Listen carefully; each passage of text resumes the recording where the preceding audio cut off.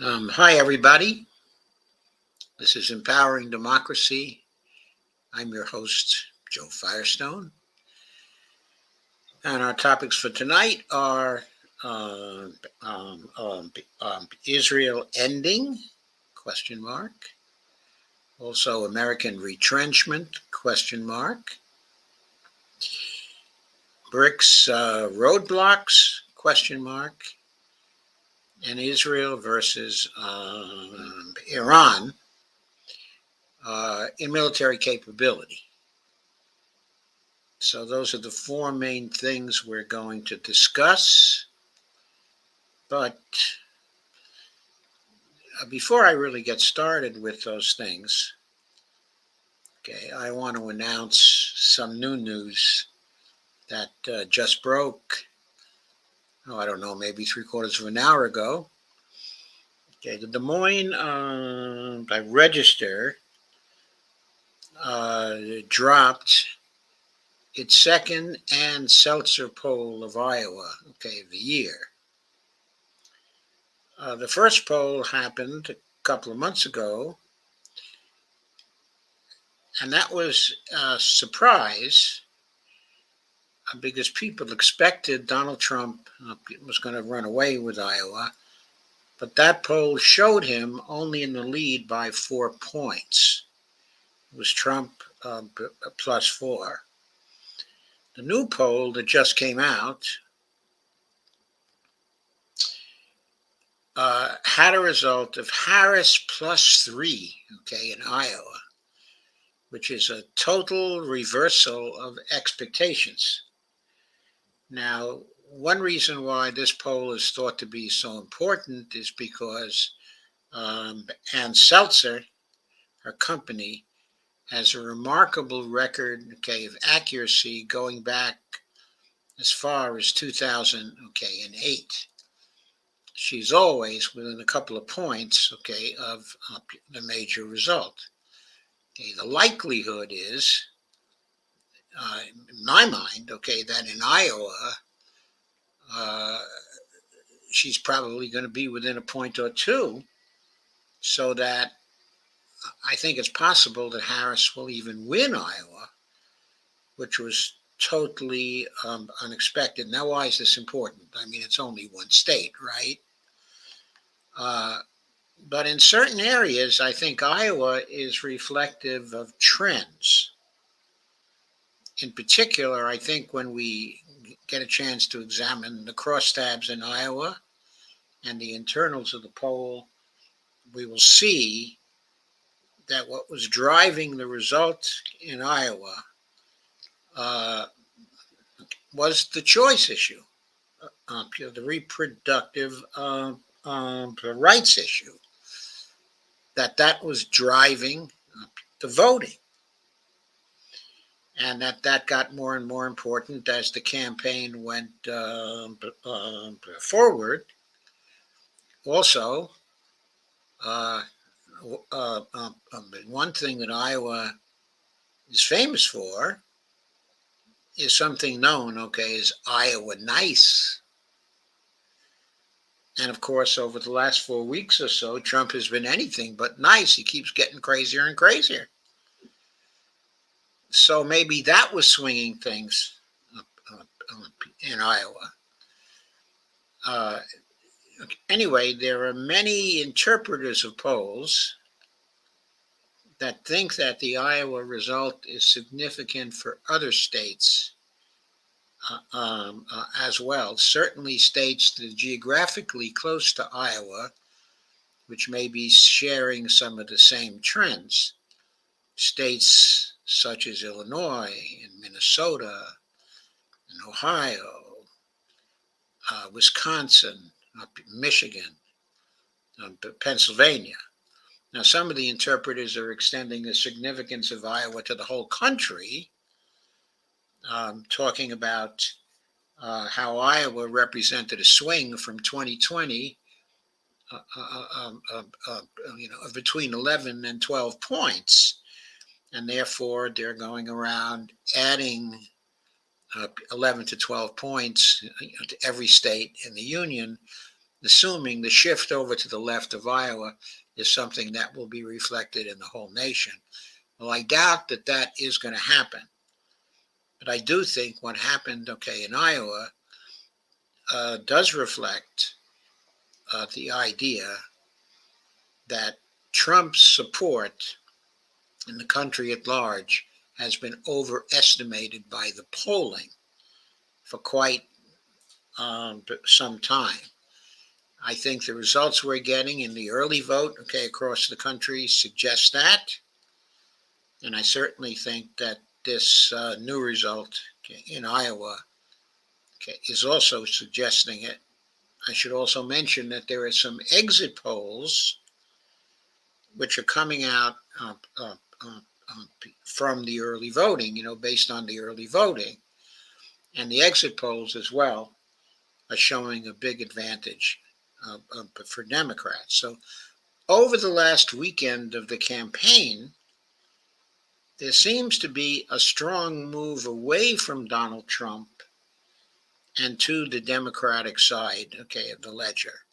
I don't know if we'll keep on seeing this trend on Sunday and Monday and Tuesday, but it certainly seems to be a very strong trend, right at this point. Oh, I should mention there was another poll that's appeared. That's a YouGov poll. It was the second straight such poll, which polled an enormous number of people.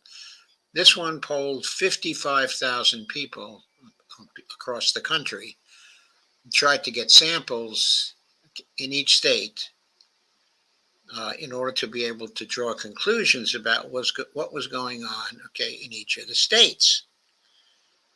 In any case, well, I'm not going to give you specifics at this point because this stream is about something else. I will say the results of that YouGov poll also were very promising for Harris. They showed her with a 3-point lead, roughly 50 to 47. There was a YouGov poll also about a week ago with 48,000 people in it. That showed a bigger margin for Harris, roughly 51 to 47. But basically, the two results, are identical because, they're inside the margin of error.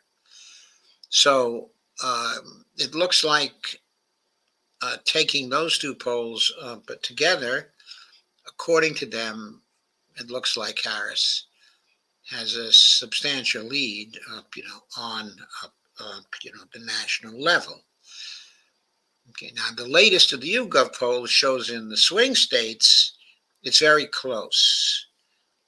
In all of the swing states, but they do show leads in certain key swing states for Harris, in North Carolina as well. The Seltzer poll shows that Iowa is now a swing state. It actually adds a swing state. So you have to consider, based on that there's an 8th swing state, and that, is Iowa. Also, the Iowa poll will have something to do with results inside of Ohio. I'm quite sure. Anyway, I have to stop this coverage now and go on to the main topics of the show tonight. So I hope you'll excuse me, but you can watch out for all the last minute polling results over the weekend. I think they're going to be very, very interesting. I'm going to start by sharing this on Facebook. If you'll excuse me for just a moment.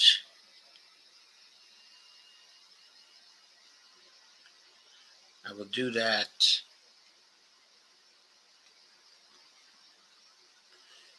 I see my attendance is a little down here tonight. I'm sure that's because of the exciting polling news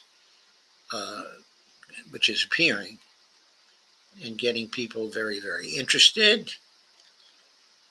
And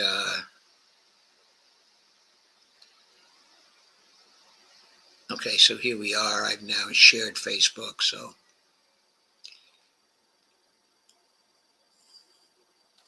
I'm going to start off with our first topic, which is Israel ending, American retrenchment. And that's based on a video I intended to cover on Thursday, but failed to cover on Thursday. And I said I would get back to it, tonight. And that was a video, of an interview of Larry Wilkerson by Nima Alkershid on Dialogue Works. And I'm just about to start this at the very beginning. I'm going to go through the first 21 minutes of it with, of course, frequent commentary. So that's going to take a while. I'll start it off now.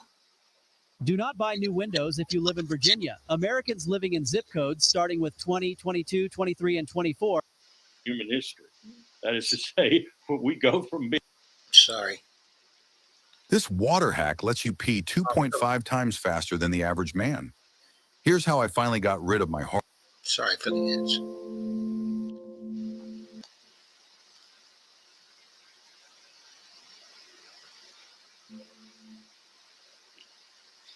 Today is Tuesday, October 29th, and Larry is here with us to talk about what's going on in the Middle East. Welcome back, Larry. Good to be with you, Nima. When you look at the Israeli attack on Iran,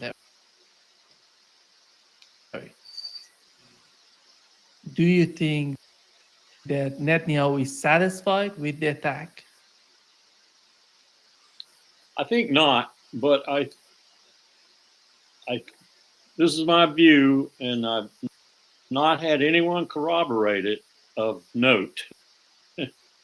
But I think the United States brought sufficient pressure on him, as perhaps some other leaders in the region did, and I'm thinking particularly of the King of Jordan.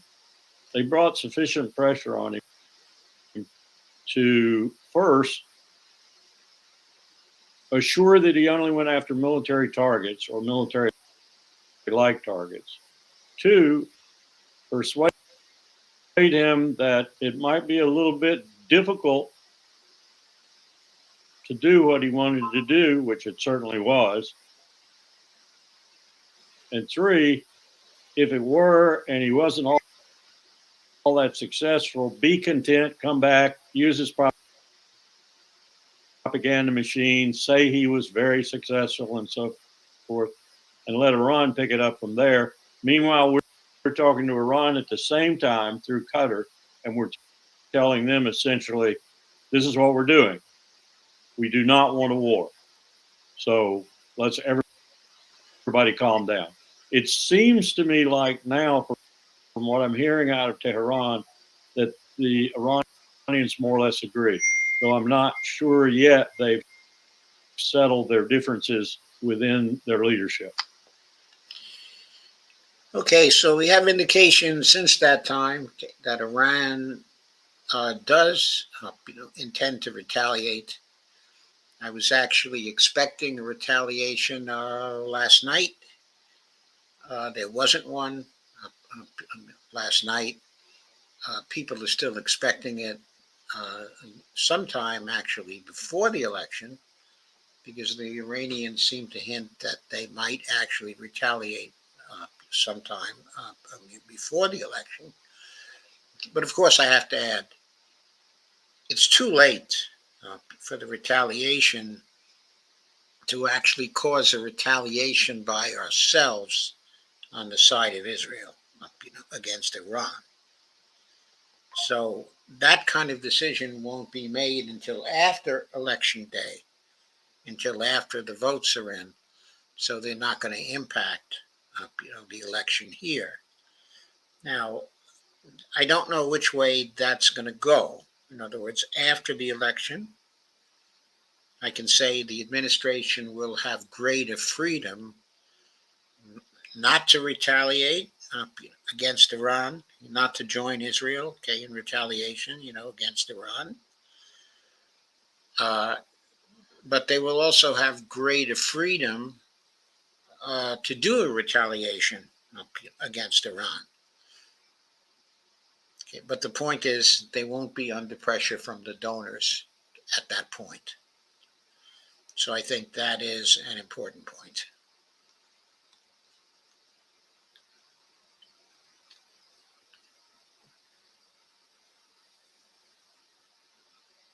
Stop.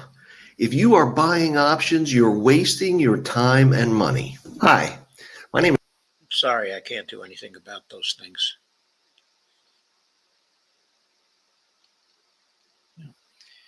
And how did you find the way that Iranian government is behaving right now? How do you evaluate them? I think they're very confident.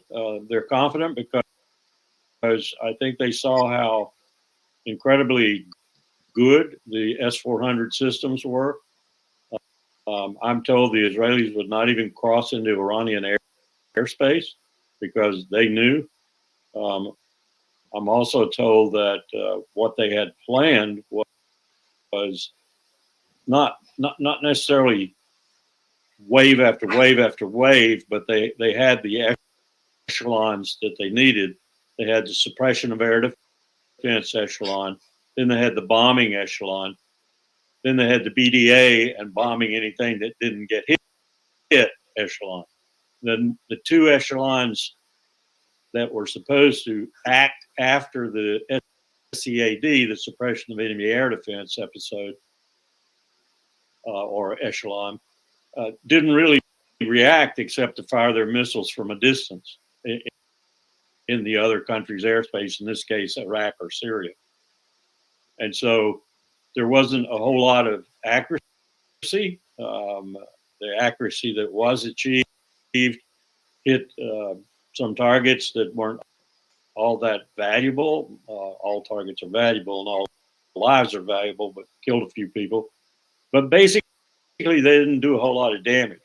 And so Iran is content, one, with the idea that Israel now understands that it cannot, largely because of what Russia has done for Iran, it cannot just attack Iran like it did, for example, Yemen and bomb the port of Hodeidah. It simply can't. It will be destroyed. And two, that apparently the United States' word to Iran that Israel... Okay, Larry froze for a second, but he'll be back. So now it's over to the United States, I think, to make good on its word to both sides, to be tough on Netanyahu and tell him no more, and to be lenient, if you will, with Iran and say, thank you very much. Now we can talk, or now we can use diplomacy and try to put an end to this entire mess. Of course, you still got the operations going on in Lebanon, but very rapidly there, Israel's being handed its flag. It's being told, you come any further, you're going to lose soldier after soldier after soldier. You're going to lose tank after tank. You're going to be destroyed. And you're not moving people back into the north because we've already warned them. If they come back, we'll kill them. And they're not going to come back. They're going to go to Tel Aviv and get on an airplane and leave Israel, which I think is probably what's going to happen. Okay, so a couple of points on that. First of all, I certainly agree, with Larry.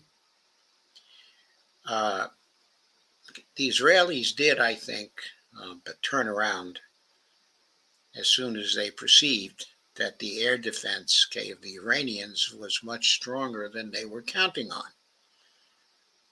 I guess they didn't realize the S-400s, which the Russians had given to Iran, would be fully operational by then. As soon as they detected them, as soon as they got a greeting, basically saying, "Hey, we see you,"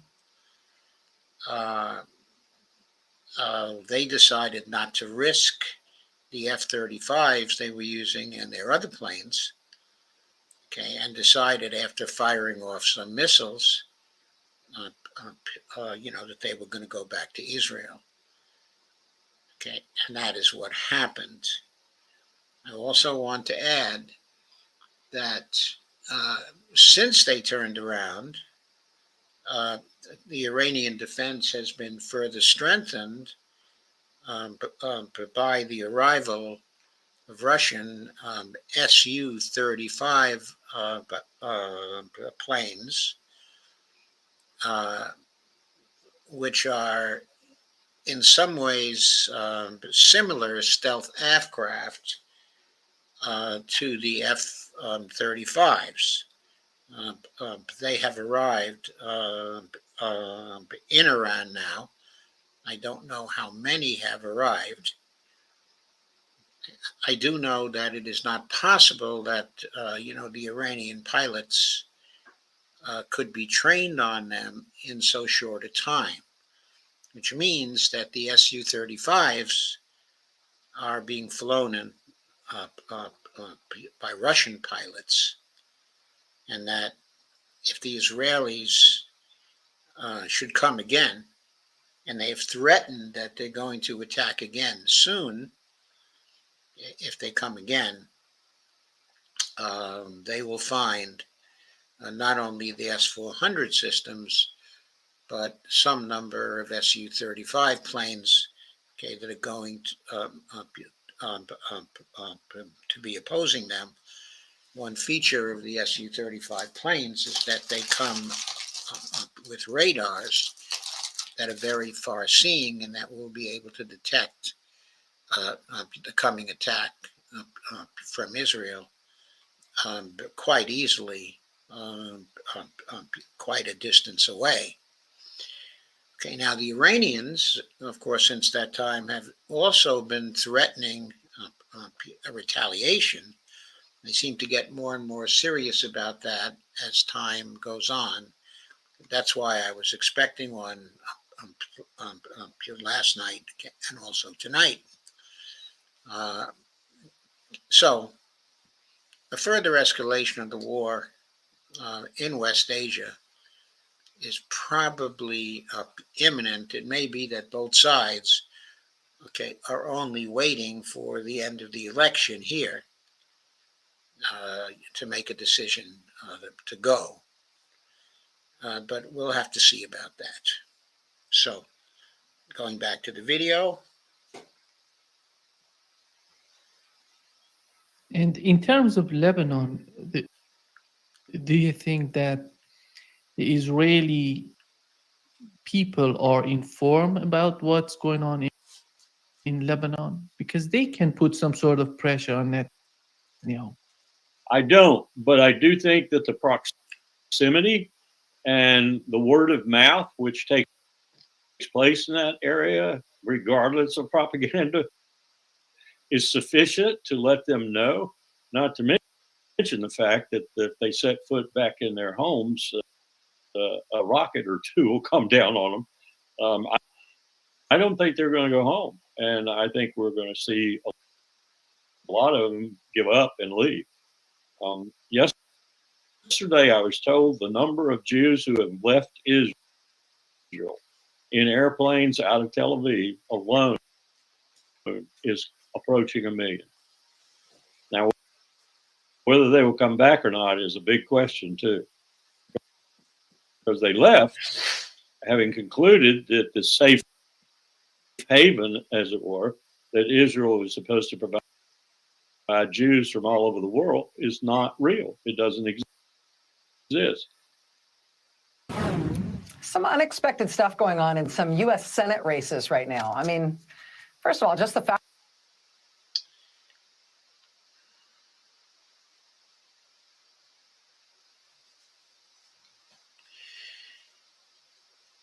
Okay, so that point is a very important one, from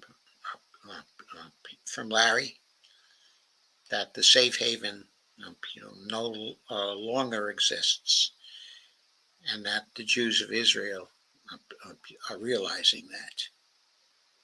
An important conclusion.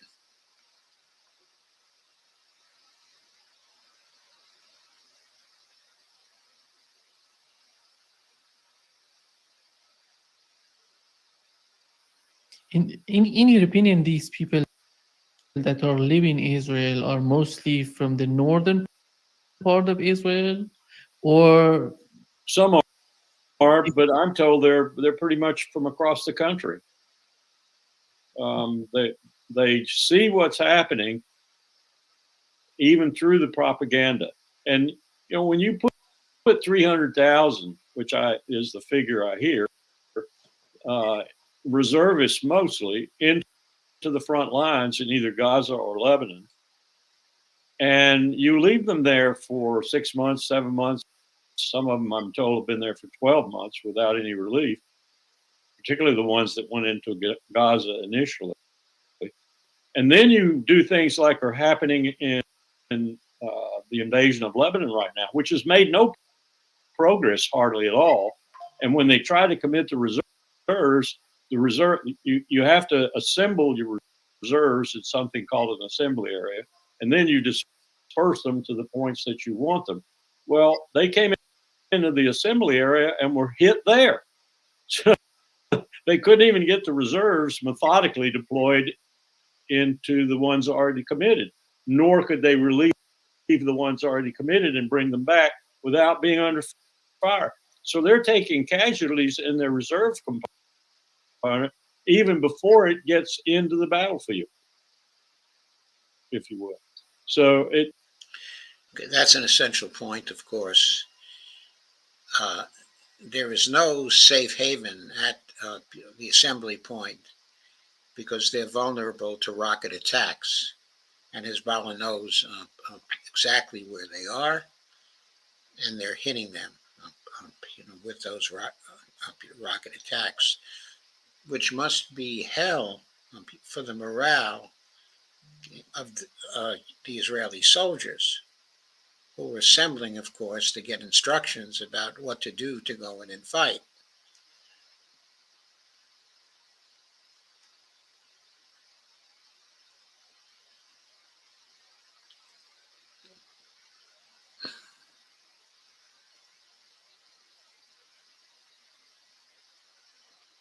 it's really dangerous for anyone there now. And that kind of danger has a way of percolating back, and people find out about it by word of mouth. That they're being defeated roundly in Lebanon, I think, is going to get disseminated fairly quickly, no matter how the propaganda machine works, because it's just so many soldiers getting injured at one time or killed at one time, and high-ranking ones getting killed or injured. The other thing about it is that I think they're falling apart at the top. I really do. I think there's a battle going on right now between Yoav Gallant and Netanyahu. And probably Gallant's battle is aided and abetted, not necessarily because they like him, but because they hate Netanyahu now, by the generals at the top of the ranks fighting in Gaza and fighting in Lebanon. So we're going to have a Netanyahu coup. We're going to have him forced out, or we're going to have him fire everybody, and then they might force him out. I don't know, but it could get really dicey here for him, because I think the leadership under him is falling apart, and they know they're falling apart because his strategy is not working, and he won't fall off of it. Okay, so I recall to you in some of the earlier streams we did, I called attention to the fact that the Israeli Defense Forces did not want to attack in Lebanon. The ground forces did not want to go into Lebanon. They said to Netanyahu they were not ready for that. and they resisted it. And he decided to go ahead anyway. And of course, I think the resistance they've gotten since they went into Lebanon, the ground resistance they've gotten, is far more serious than even they were expecting. And so I think Larry is right to call attention to the internal dissension, inside of Israel. That there have been, of course, many recent reports that soldiers who had fought in Gaza and who have gone home for a while haven't wanted to go back and are resisting assignments that tell them to go into Gaza again. The morale of the IDF is very low, and it's increasingly falling apart.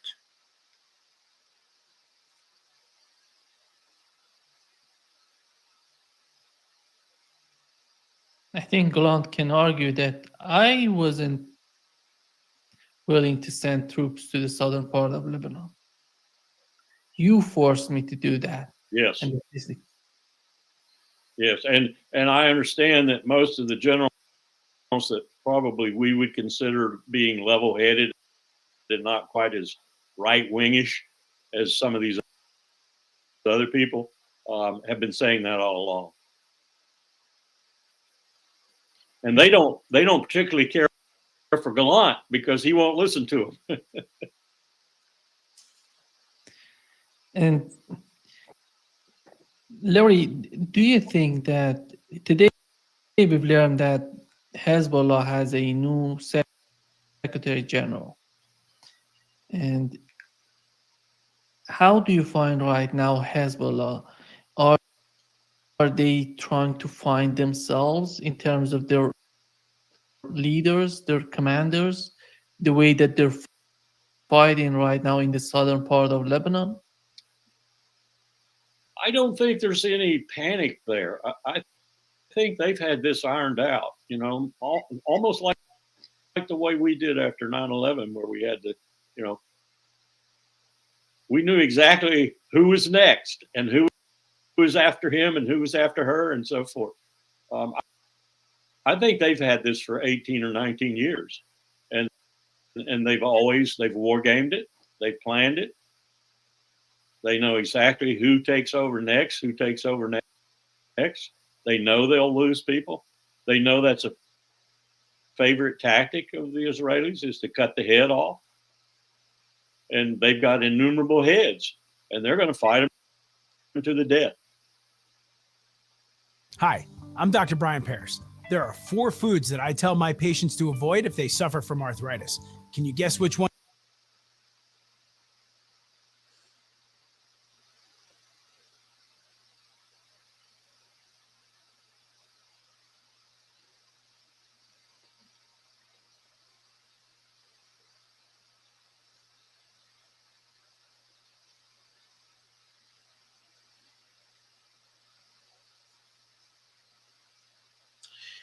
Sorry about the buffering.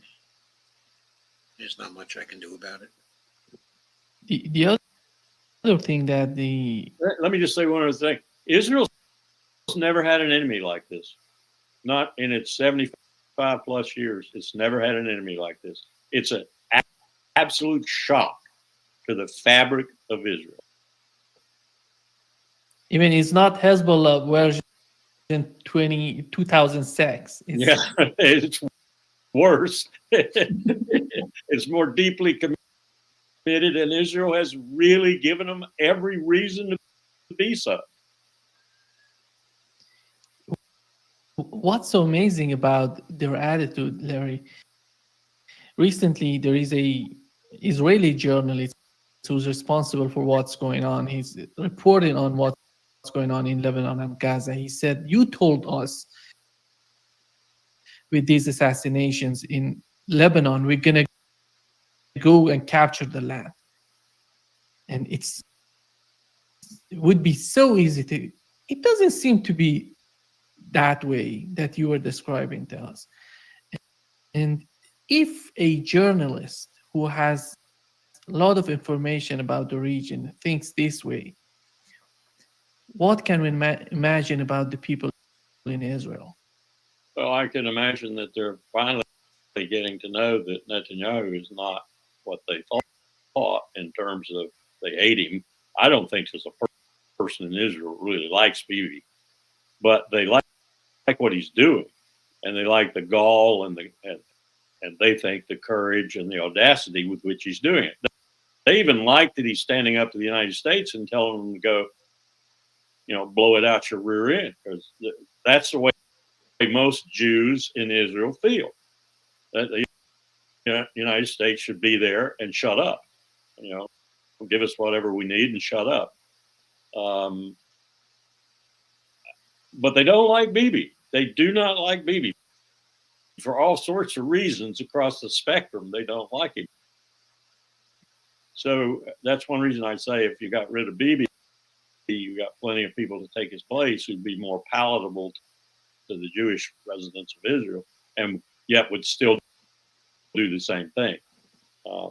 But I think it's getting to the point now where the combination of recognition by the average Jewish citizen of Israel is no longer its infallible self, even with U.S. maximum support. And Netanyahu has brought them to that point, and they're acceding to and pushing him on has brought them to that point that they're ready to get rid of him. I really do. I think they're ready to get rid of him. And I think the chain of command's ready to get rid of him too. I think he senses that. He knows that. So he's going to be on the qui vive. He's going to be watchful, and he's going to surround himself with those that he thinks are, alike with him, the right wingers in particular, and tell them that if he goes, they'll probably go too. So they better hang on, and that's going to be his tactic. But I think he's doomed. Okay, I think he's doomed too. But to go back to the earlier comment on the cutting off of Hezbollah heads, taking their heads to try to stop them, I think the result of the assassinations of Hezbollah people has been the intensification of the Hezbollah efforts against Israel. More and more rockets are hitting Israel each day. More and more damage is being done to Haifa, to Tel Aviv,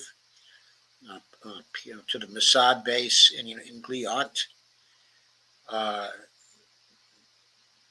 They've actually been doing more damage since the assassinations. I don't think it's due to anger so much, though I think the anger is there. I think it's due to the increased determination to resist Israel and to reject what they're doing and to punish them for doing it. And it also demonstrates that Hezbollah has the means to do this. The Israelis are looking to Iran,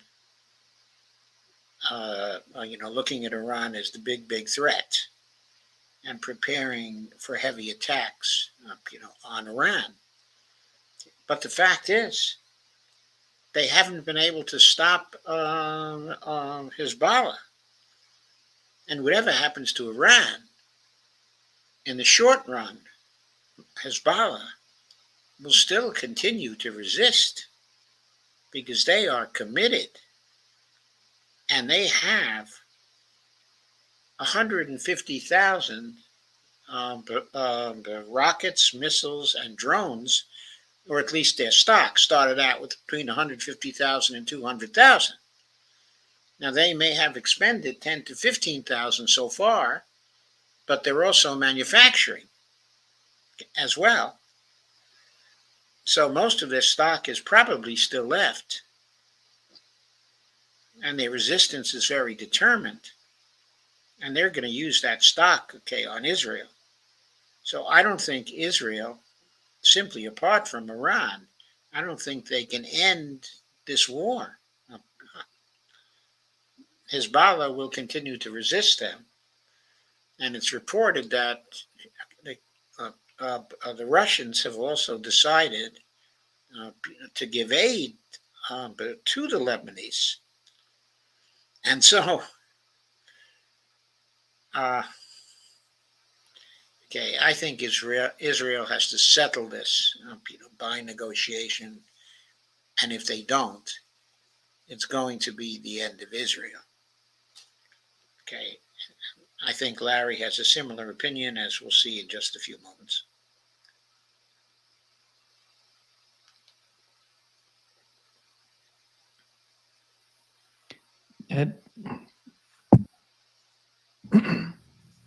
Pardon me. In Lebanon, one of the officials in Lebanon, he's talking about that the U.S. ambassador to Lebanon is trying to talk about post-Hezbollah era in Lebanon. And do you find any Let's talk about the post-Israeli era in Lebanon. Let's talk about Lebanon with a future. Let's talk about Lebanon not having to wait every 8 to 10 years to get bombed to smithereens. Let's talk about no Israel on their border and how peaceful that would be. That's what they need to be talking about. And when it comes to the rhetoric on the part of the U.S. ambassador in Lebanon, do you think that there's still a little bit of chance in their mind that they can isolate Hezbollah in Lebanon? With the current situation that they're in, they're fighting in the southern part of Lebanon. They're fighting. We think, I was listening to our ambassador at the UN this morning. You know, every time I listen to her, I have the hardest time listening to her. A black woman saying the things that she says is just absolutely unforgivable in my mind. But at least today, she was saying things like, "Oh," she made this big description of this child that she met way back when, who was starving to death, and how it was just unconscionable. You know, well, okay, yeah. What were you saying weeks ago, months ago about the situation in Gaza, and that food had to get through to these people? And her implication was this deal of after the election, you know, we'll get up to 350 trucks a day or whatever. I mean, she's unconscionable. But at least she was showing that this is wearing on the empire too. And what that means, I think, for Lebanon, long way to get here. We've always pushed that element in Lebanon, generally in the minority, but able to get power. And many times because we're behind them. And that element is not Lebanon. It's a segment of Lebanese society and Lebanese politics. We get it and we try to ratchet it and run the country ourselves through that for the benefit of Israel. We've never been very successful at that. Never been very successful at it. We're not going to be successful this time. The Lebanese need to run their own country. I'm sorry, Washington. Lebanon, Beirut needs to run its own country.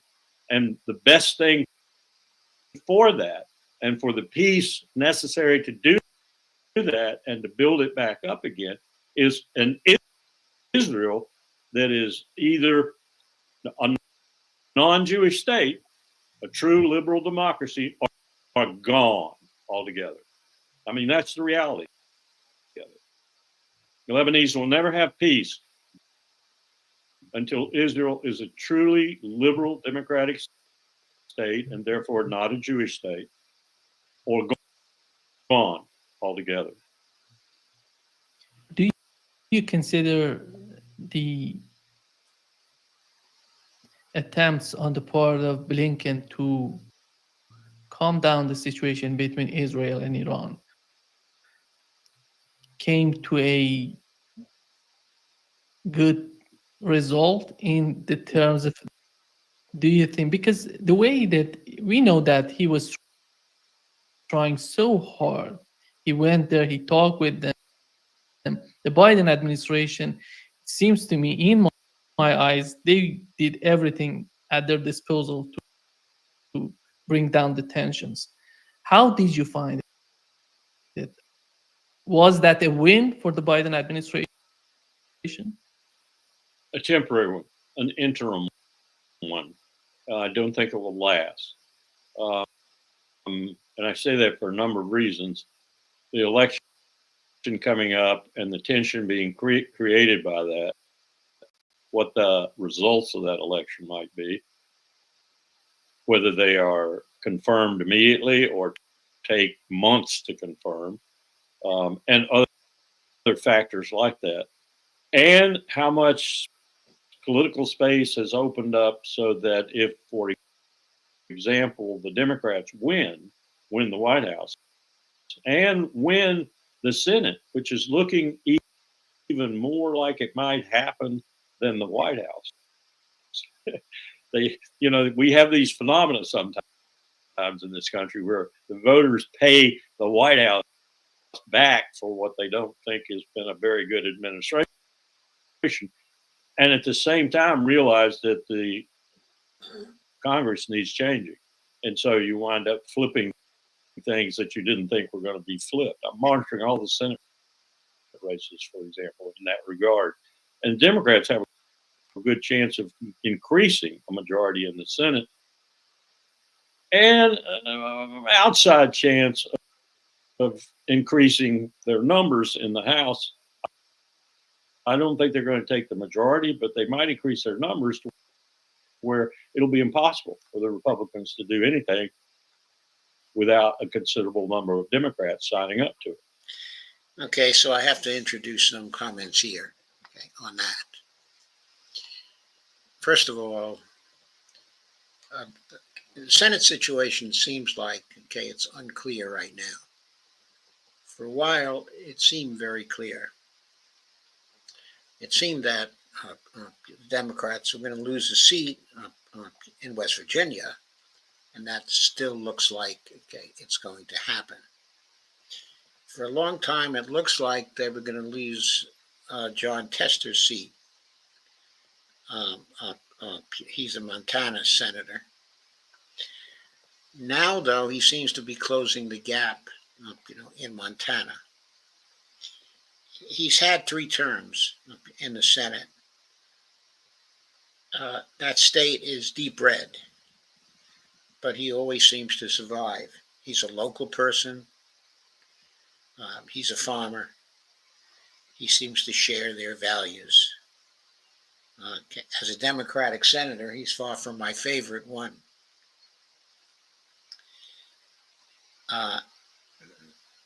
I think he still has a chance to retain his seat, even though until a few days ago, okay, it looked like he was a goner. Okay, in terms of some other seats, okay, the Democrats have a shot at the seat in Texas. Colin Allred is running and is reported to be about a point in back of Ted Cruz right now. If there is an underestimation of Democratic strength in the polls across the country by 2 or 3 points, then probably Allred is going to sweep in and Cruz is going to lose. If Tester loses, okay, and Allred wins, okay, then the Democrats are still at 50-50. If Harris gets into the presidency, they will then have control, okay, of the Senate. If Tester survives, okay, and Allred wins, then they will have the same margin they have now, a 51-49 margin. Okay, but also, if you see in the last few days, there seems to be a movement towards the Democrats in many of the swing states. What this would mean for the Senate is that Debbie McCarcel-Powell in Florida would have a shot at winning from Rick Scott in Florida. It would also mean that Lucas Kunz, in the race for the Missouri Senate, for a seat that's now held by Josh Hawley. He's supposedly within 2 points of Hawley now. So if there's a swing towards the Democrats, he might be able to win that seat also. Then finally, there's a Nebraska seat where an independent is running and is currently tied with the Republican incumbent in that state.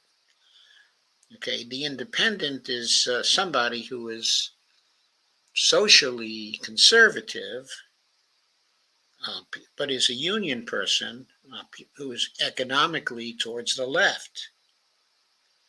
Now, he said he's not going to organize with the Democrats, but he's probably going to vote with them, on many issues. And of course, if it comes down to control of the Senate, he may decide, that he is going to organize with them. Anyway, the potential is there for the Democrats then to win in Texas, in Florida, the Missouri seat, and the Nebraska seat, and to hold their seat in Montana. So this is I certainly think this is an outside chance of a result. I'm not saying it's going to happen, but I think suddenly the potential is there for the Democrats to get a majority in the Senate of 54-46. I also have to say that I don't agree with Larry concerning the House. Right now, the House is within a swing of 5 seats. In other words, if 5 seats were to change hands, the House would be virtually tied. I think if there's a wave building for the Democrats, I think this is going to be a lot more than 5 seats. I think the Democrats could end up getting 20 to 25 seats, which would give them a larger majority in the House, than the Republicans have now, or than the Republicans had when they took over the House in 2023. So I think the chances are better for the Democrats now than Larry thought they were even a few days ago. So I did want to add that comment.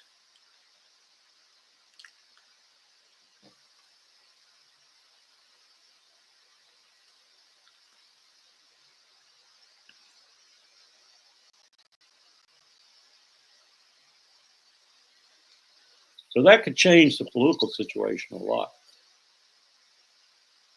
But to your question, I think this administration has been so thoroughly discredited, and Tony Blinken in particular, and individually, so thoroughly discredited, not just with the American people, but with the international community, the UN, the whole kit and caboodle, that they're going to have to do some real changing in some significant ways to recover themselves in in a global sense and also in a national sense.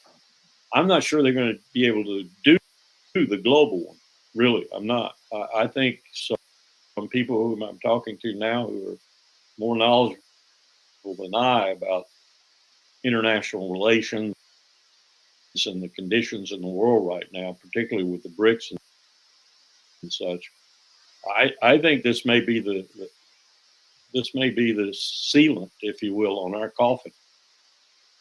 We may either be dead as an empire and take 60 years to figure it out, or we may be so long coming back that it'll be several administrations down the road before we do recover some of our international bona fides, for example. And meanwhile, consider this: while we're trying to recover our own, others are building theirs, and rather successfully, with BRICS being the quintessential example of that. Now, on top of that, add the fact that you got people like Munger out there saying we're going to crash at any moment, financially and economically. I mean, this is Berkshire Hathaway.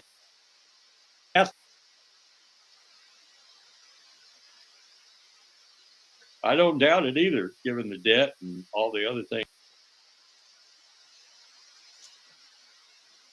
I went back a little because the sound broke.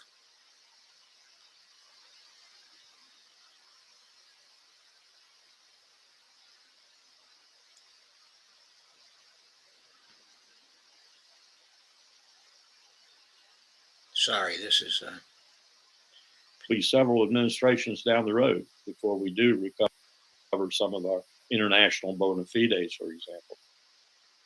And meanwhile, consider this: while we're trying to recover our own, others are building theirs, and rather successfully, with BRICS being the quintessential example of that. Now, on top of that, add the fact that you got people like Munger out there saying we're going to crash at any moment, financially and economically. I mean, this is Berkshire Hathaway's main man. We're going to fall apart. I don't doubt it either, given the debt and all the other things that we're doing right now. We could become the most retrenched empire in the shortest period of time in human history. That is to say, we go from being everywhere in the world to being nowhere in the world, and entirely back in our own territory and minding our own business and doing nothing more security-wise but saying, don't come and bother us or we'll kill you at the beaches.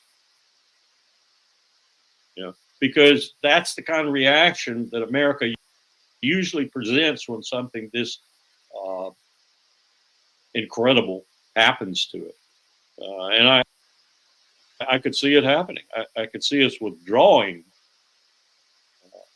much the way when Trump is in his more understandable modes, much the way he talks about. We'd be home. We might still be a member of NATO, but forget it if you think we're going to come over there and do your work for you. And forget it if you think we're going to pay your burden for you. Forget it if you think we're going to do anything but provide a nuclear backdrop to your security problems. That's it. We won't be there anymore. That's a mild version of it, though. I think you're going to see a much more harsh version of it. American retrenchment is what I call it. When you look at BRICS, the way that they're trying to. okay. So that is that. Larry is forecasting an American retrenchment that will be very, very serious. I think one of the main factors in such a retrenchment is going to be that we're going to be tagged with the complicity in genocide. I don't think we have properly assessed or properly evaluated how important that is from the standpoint of international politics and the status and prestige, okay, in the United States. More and more, okay, around the world, there has been developing hatred of us. Okay, when we were so powerful, the growing hatred, did not uh, uh, um, seem to have extremely serious implications for us. But as we get weaker, okay, and weaker, as we recognize the reality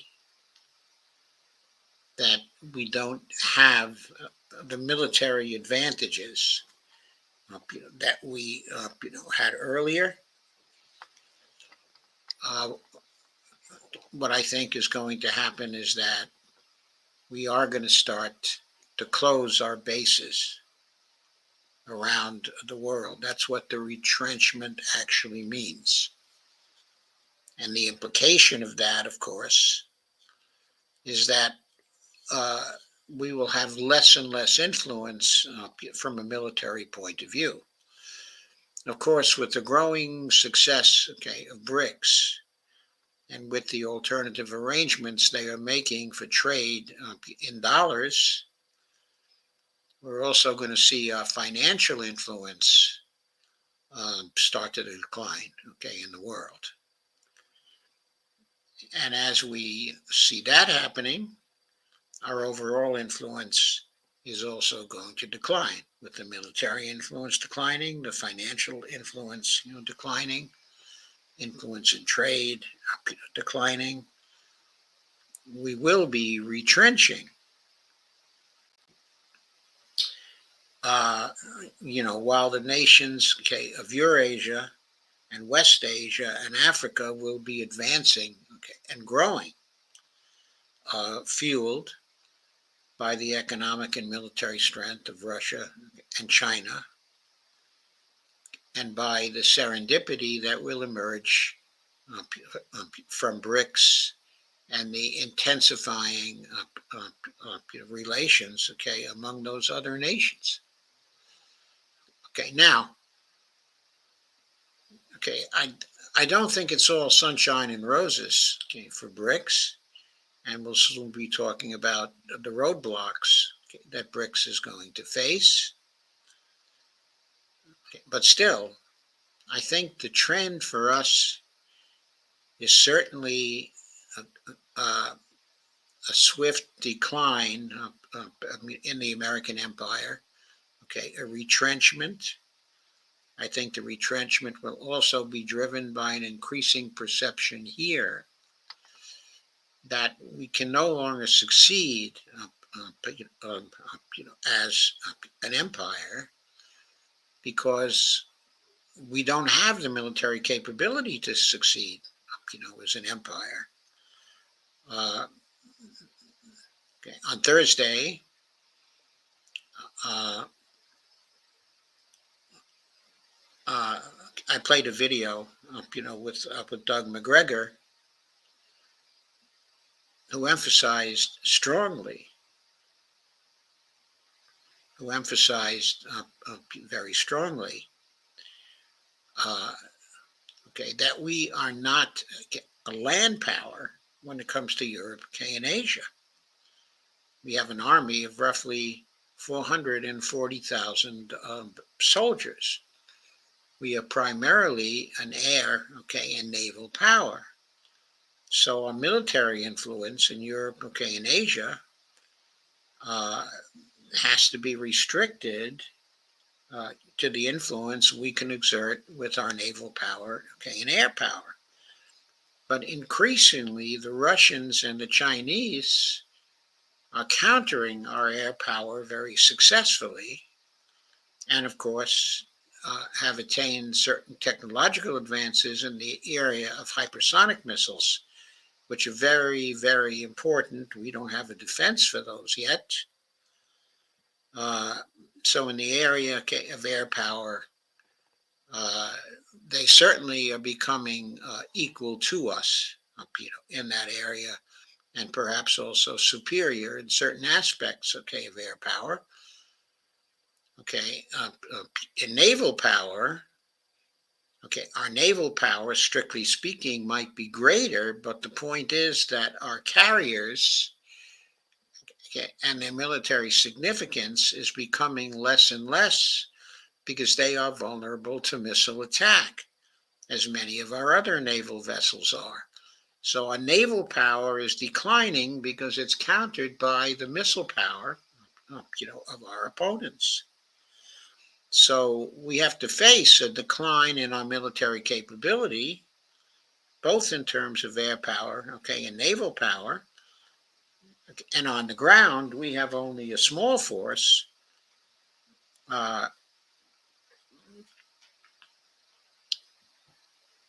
because we have an army that is on the order of the size of the Turkish army, and is nothing like the army we had in World War II, or in the 1990s, in previous years. And unless we intend to build back up our military capability very, very seriously, we can't possibly maintain the military influence that we have had. So with our declining economic influence, trading influence, financial influence, and military influence, we will be facing a retrenchment. Now, Larry Wilkerson, also Doug McGregor, also some of the other military experts that, we frequently are hearing from, in videos, they all seem to share the opinion, that the national debt is a major problem for us, and that we're going to be facing a financial crisis here at home, that we're overextended because of the national debt. Here they are mistaken. None of them have a background, in MMT economics. They don't understand, the narrative. They don't understand the power of money creation that we have and that we can use to back our banks and back our financial system. Our primary weakness is that our Congress doesn't understand this financial strength either, and there may not be too many in the executive branch that understand it as well. But if we're postulating a retrenchment, of our empire, then what is likely to happen there is that we will begin to look more towards our internal strength, and we will have a larger economic debate here concerning monetary sovereignty, and its importance. And I think it's likely over the next 5 or 10 years that the MMT approach to economics will gain in prominence. And that means that more and more people are going to realize that the size of the national debt literally means nothing. The size of the debt to GDP ratio literally means nothing when it comes to fiscal sustainability. And of course, that part of things is not going to add then to our crisis, our international crisis. But we'll still have the military, the trade crisis, the international economic crisis. Those are going to make us weaker in the military sphere, and are going to cause, a retrenchment. Larry says or implies it may be quite a few elections before we regain our prestige in international politics.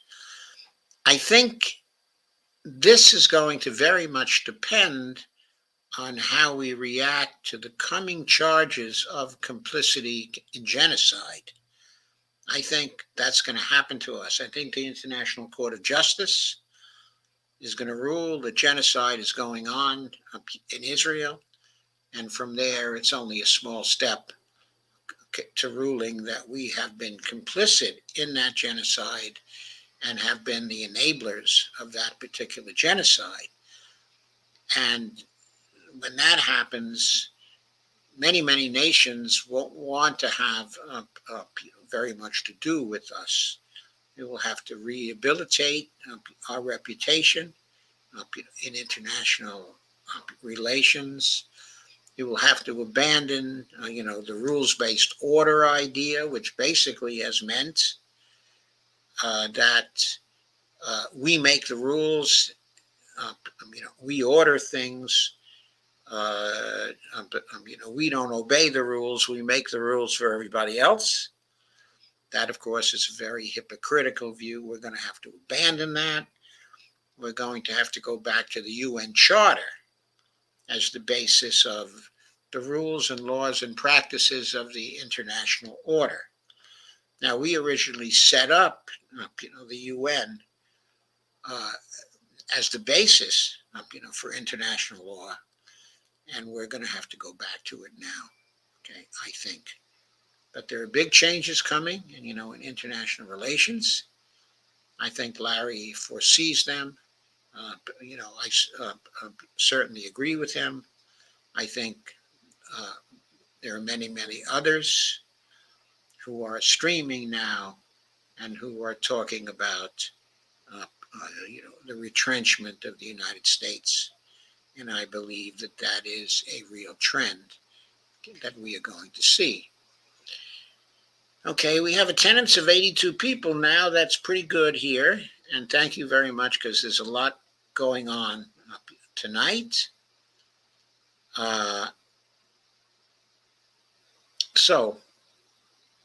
There is that.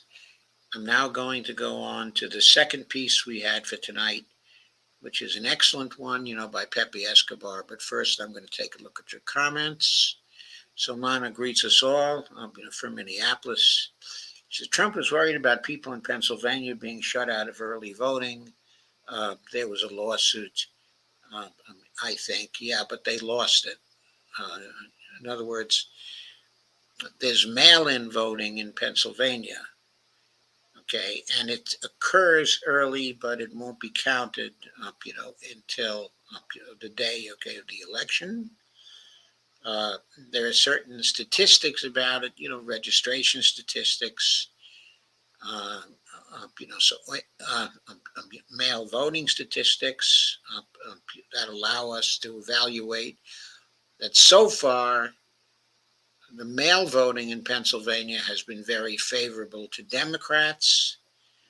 They have something like a margin of, I think, 62 to 23 in, mail-in voting. It looks, very favorable to Democrats, but the mail-in voting is something like only 20%, 22%, 23% of the total votes, whereas in other states it's in the 40 to 50% range. So most of the decision about what's going to happen in Pennsylvania is going to happen on Tuesday, and the days after. The early voting is not as big a factor there, but what we know about the early voting and what we know about the polls also seem to indicate that there's a move towards the left, towards Kamala, which is going on in Pennsylvania right now as well. And the poll, in Iowa may indicate that the margin in Pennsylvania for Kamala is going to be much larger than we're expecting, right now. Now, Stephen Anthony, I haven't seen you before, Steve. Thank you for coming. Steve says, are they trying to manipulate you into fighting Iran, General? I'm sorry, Colonel, just a figure of speech. I don't know who they're trying to manipulate, but and not trying to manipulate Colonel Wilkerson, or if they are, they're sadly failing, because he certainly is not in favor of, fighting Iran. Colonel McGregor is also not in favor of fighting Iran. Scott Ritter is not in favor of, fighting Iran.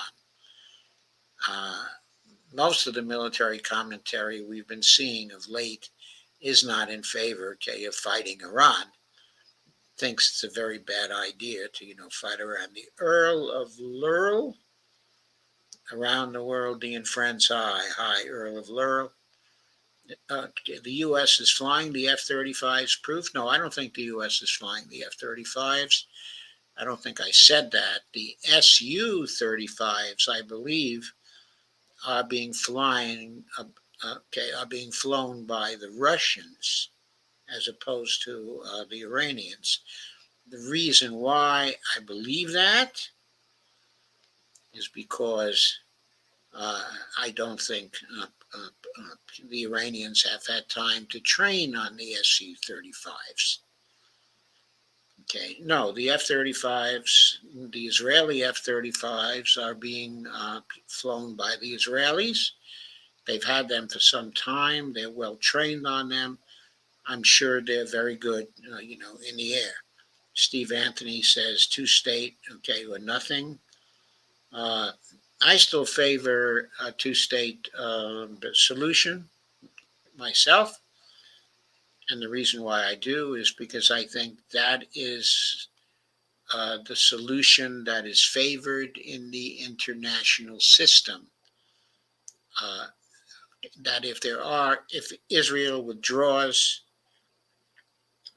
stops the genocides, and moves to try to negotiate a peace and a Palestinian state, then the initial solution is going to be a two-state solution.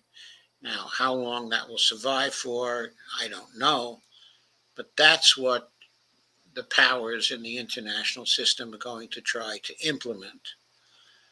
Steve Anthony says, the bulldozer guy, the one driving over Tent City, hearing the screams as he rolled over them while singing and dancing, he committed suicide.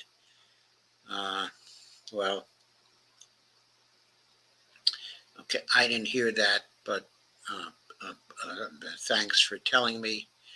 But I'm going to refrain from dancing on his grave.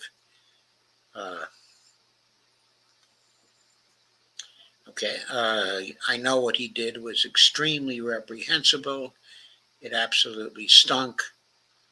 I guess because of that, he wasn't able to live with himself.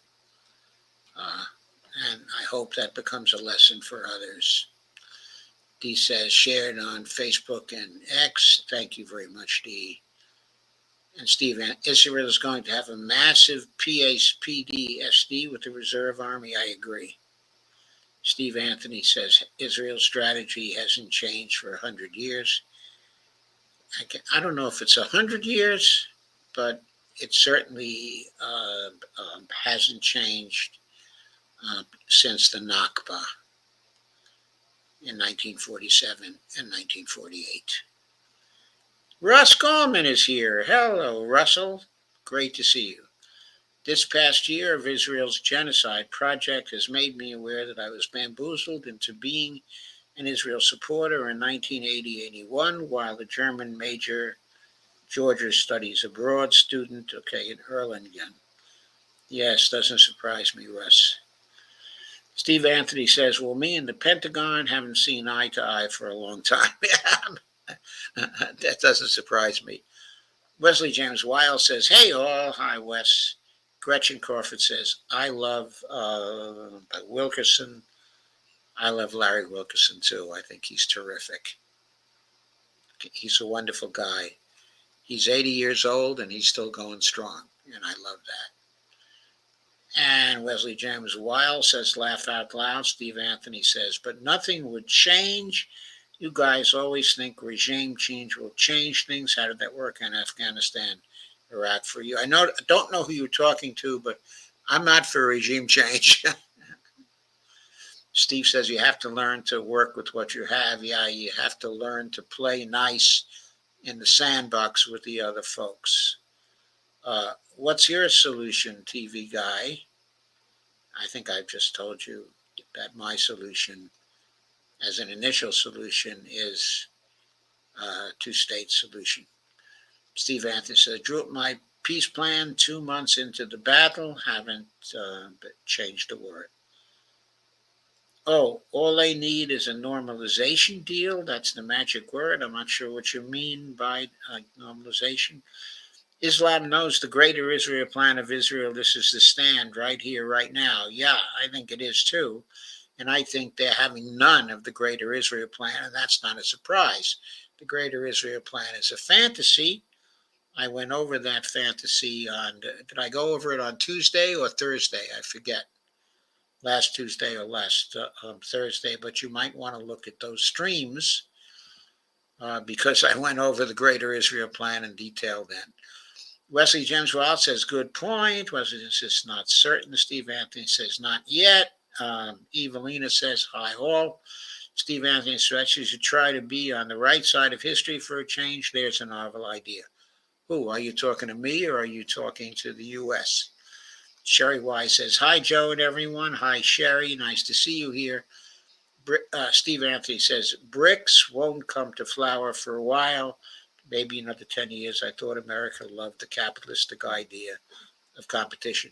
Capitalists never loved the capitalistic idea of competition. I mean, what they're about, their idea of competition is to get rid of any competition they have. It's the theorists of capitalism who love competition, but the actual capitalists, they are as much against competition as anybody can be. Steve Anthony says that is inevitable. Steve Anthony said, what did that other Bush say? China brought 800,000 people out of poverty.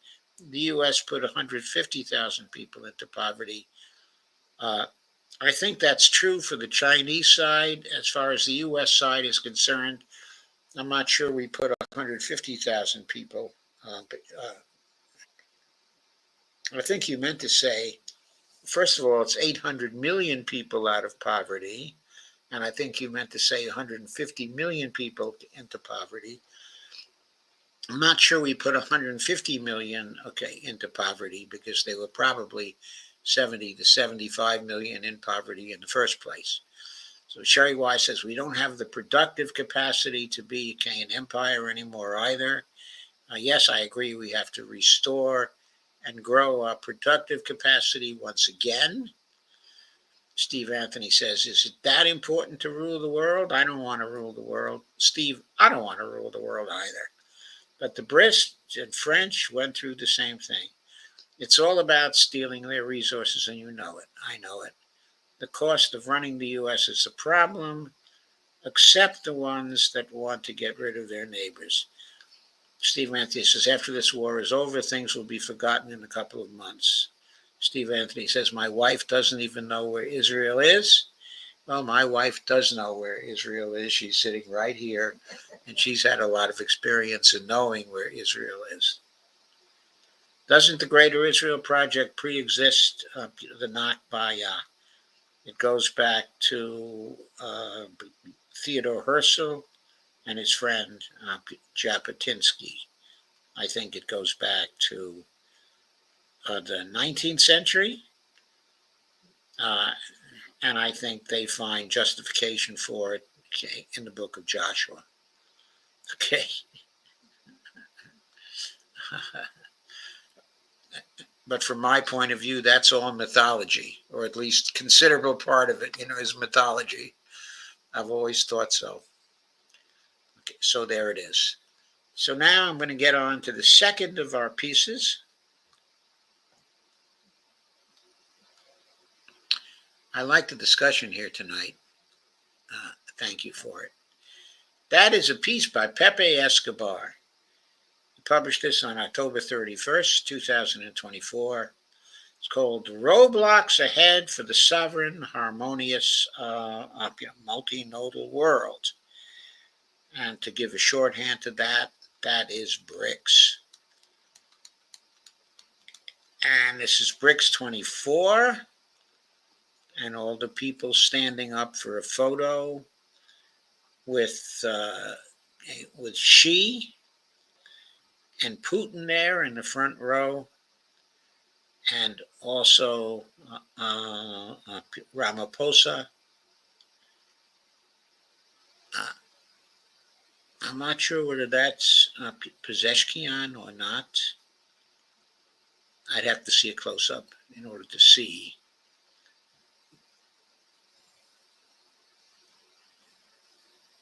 Right on the end is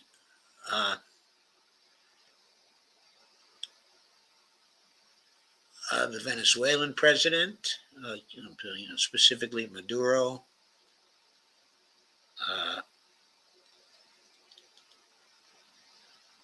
I guess they're too far away for me to make out some of the others.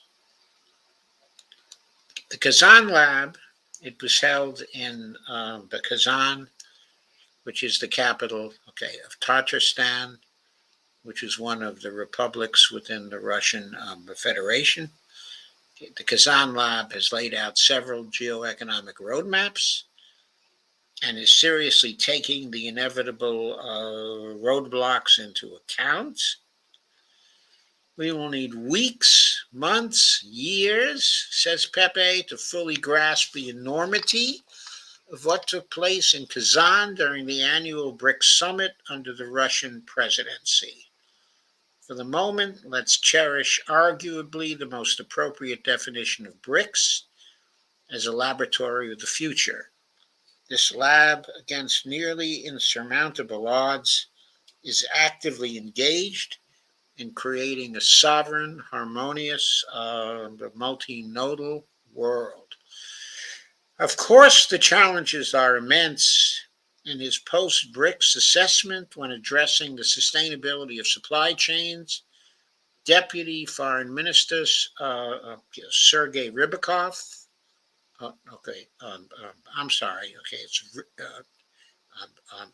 it's actually Ryabkov, the top Russian Sherpa throughout the year, performing impeccably, stressed the, quote, unacceptability of illegitimate unilateral sanctions applied by the Western group against many members of BRICS, linking sanctions with the climate agenda and human rights, unquote.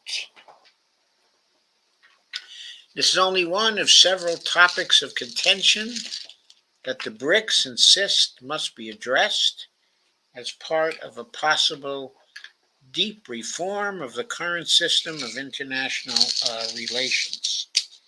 Hang on a second, folks. It's time I took a couple of pills.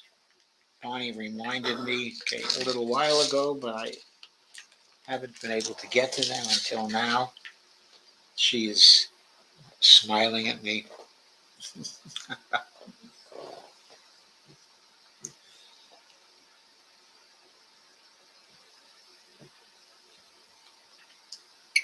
This is only one of several topics of contention that the BRICS insist must be addressed as part of a possible deep reform of the current system of international relations. The extremely detailed and quite polite Kazan Declaration, outlining all that needs to be reformed, may not have been forceful enough to assuage the mounting anger and perennial fears expressed nonstop by the global majority.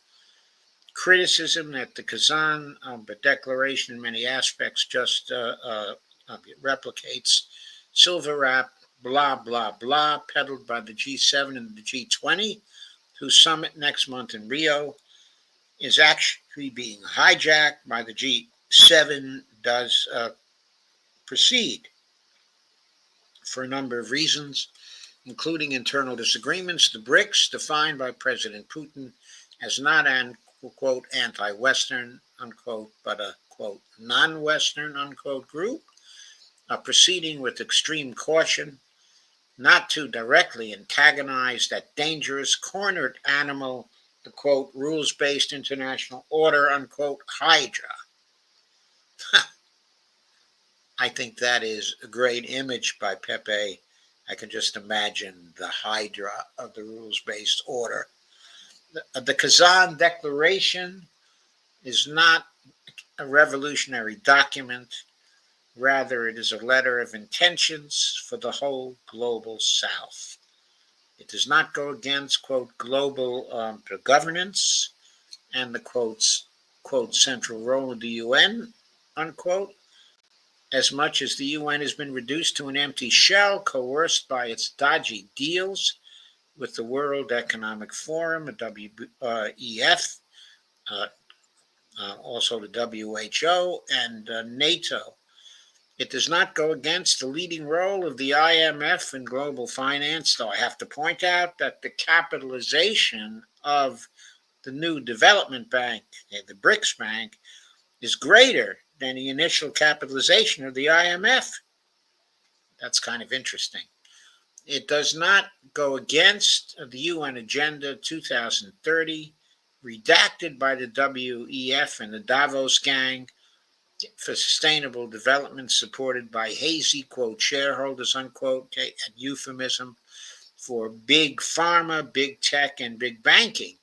It does not go against the WHO and its, quote, central coordinating role, unquote, in solidifying the, quote, international pandemic prevention, preparedness, and response system, unquote, as in the next pre-planned, predicted pandemic is just around the corner.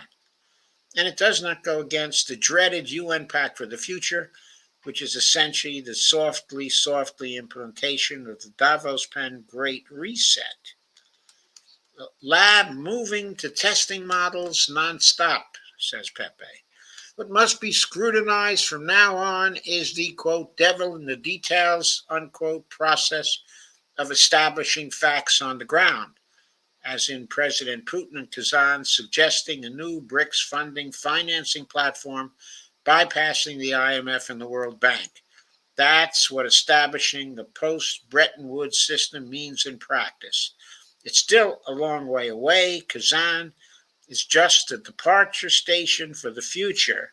When the BRICS Plus high-speed train gets there, the current 9 plus still indecisive Saudi Arabia, plus the 13 new partners, it will be imperative to form a BRICS Secretariat and develop a joint integrated economic development, trade, and defense policy.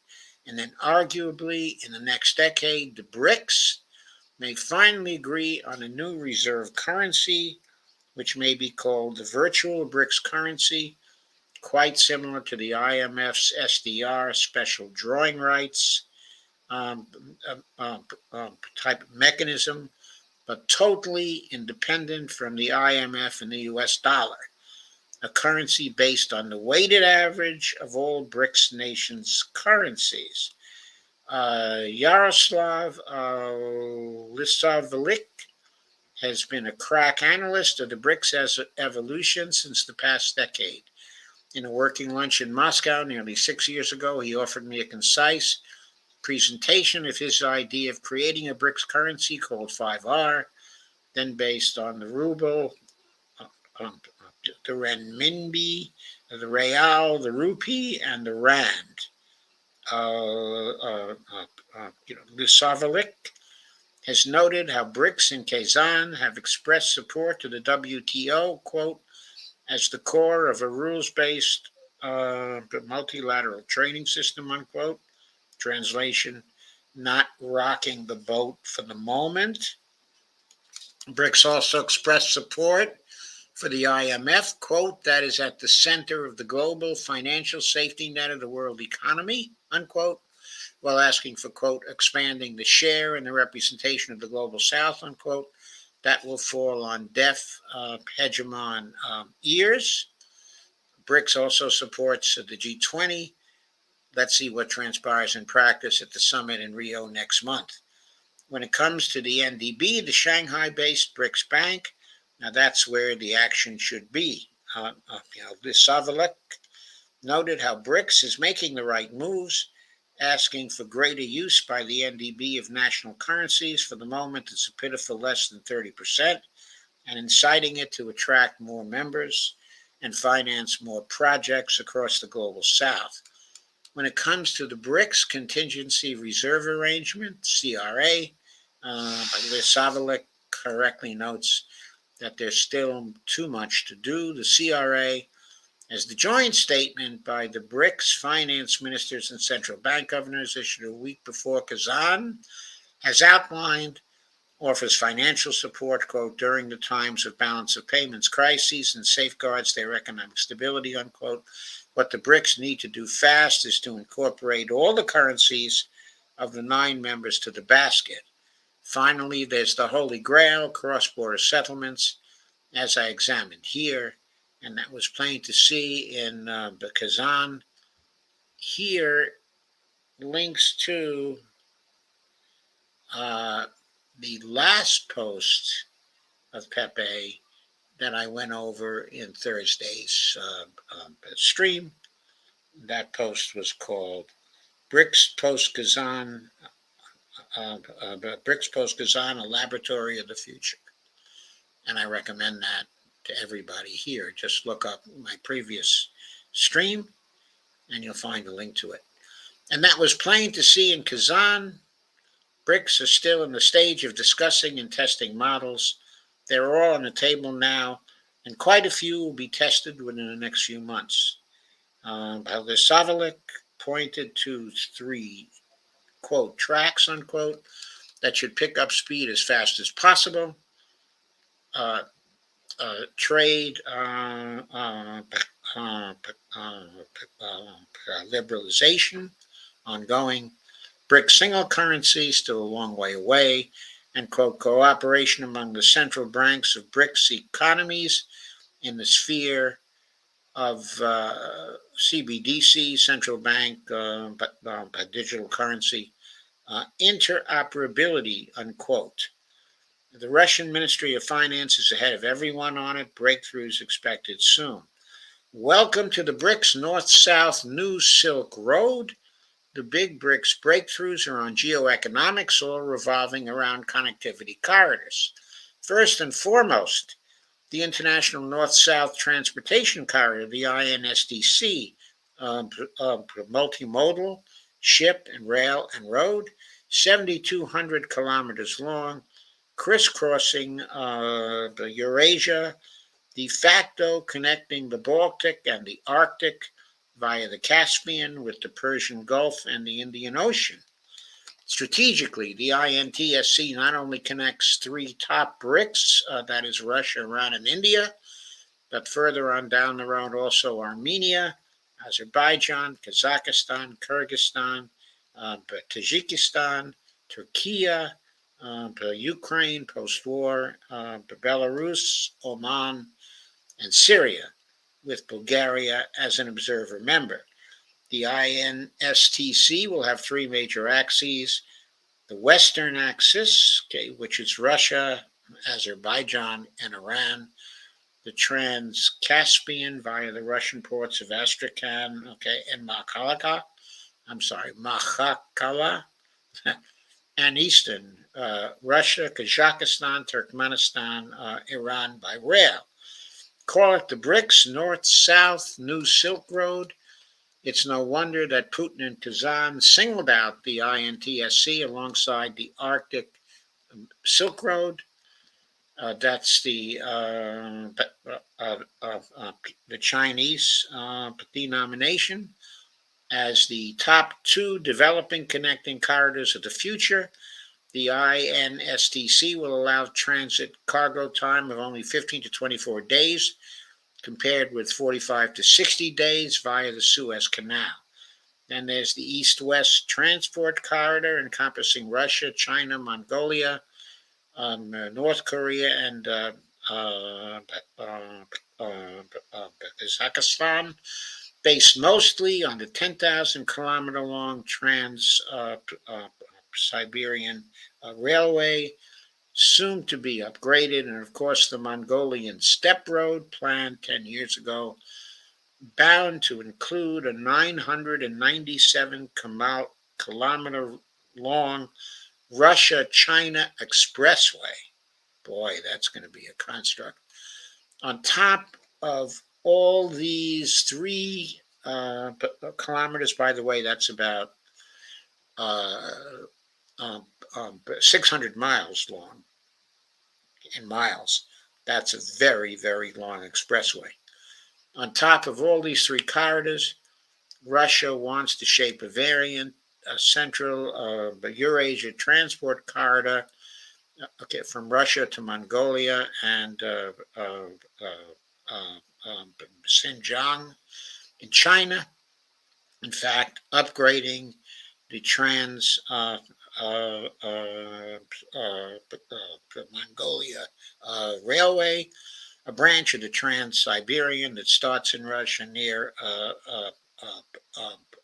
Ulan-Ude in the landscape of the Buryats. Wow. The Northern Sea Route, the Russian terminology for the Arctic Silk Road, is totally freaking out the NATO sphere and its Nordic Council, which are predictably way behind Moscow in developing Arctic infrastructure and only obsessed, with militarization. Putin has not ceased to stress the Russian federal push for the construction, upgrading of Arctic seaports, of Arctic airports, ports, and air defense, as well as the astonishing ramping up of the size and scope of the Russian nuclear and diesel icebreaker fleet, plus the launch of space-based Arctic monitoring systems. Last but not least, Russia's BRICS partners have been heavily encouraged to be on board of economic and scientific cooperation projects across the Arctic. So, in a nutshell, the Kazan Lab has laid out several geoeconomic roadmaps and is seriously taking the inevitable roadblocks into account. What matters is that the high-speed train has already left the Kazan station.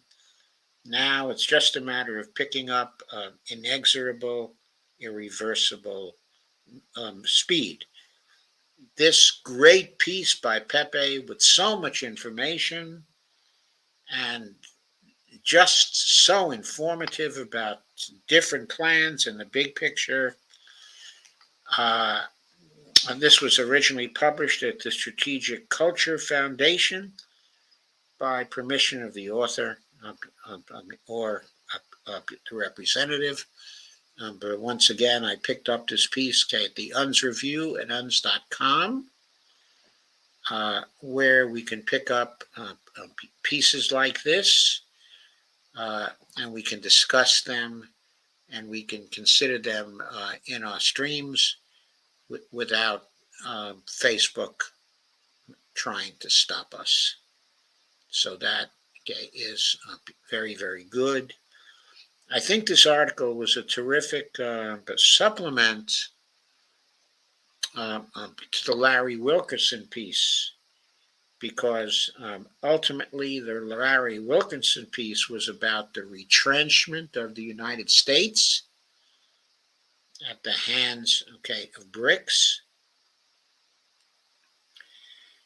and the movement away from the collective West, the decline of the collective West, and the increasing power and prominence of the alternative, which of course, is BRICS.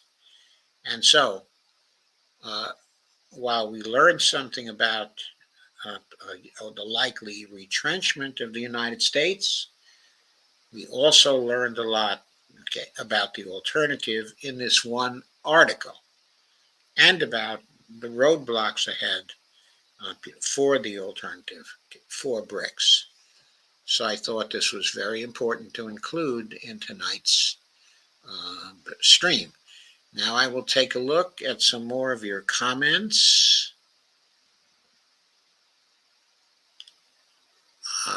And then I will go on to the final piece.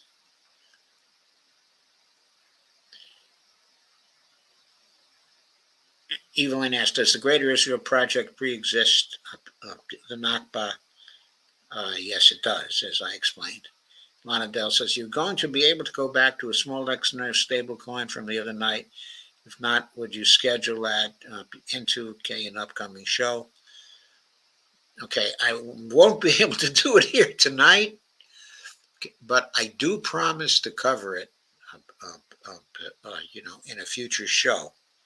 For now, though, I constantly concentrate, on international politics because of all the crises in it, and with all the details that are important for the crises, it doesn't seem to leave me space to explain the stable coin here. Maybe what I need to do is just a short video on the stable coin that you can cite,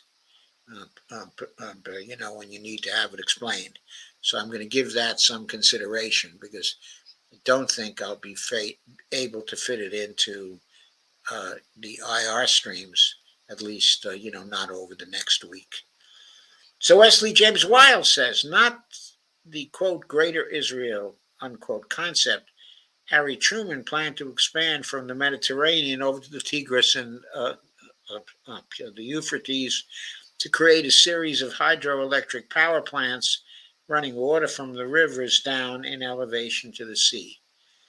I didn't remember that Harry Truman had planned that. If you have a reference, I'd be interested in knowing more about it. Evelina said, did you hear about the pro-Palestinian British activists who stole glass enclosed bust of the first Israeli prime minister in Manchester? No, I did not hear about that. The first Israeli prime minister was Ben-Gurion, David Ben-Gurion. And he was, I think it's fair to say, he was the author of the Nakba. He never publicly announced it, or publicly acknowledged it in any explicit sense, because he realized the implications of it when you considered the history of what had just happened to the Jews. But he made it clear with various gestures and words that he was giving not only his consent but his authorization, of the Nakba to his lieutenants in the movement to establish an independent Israel.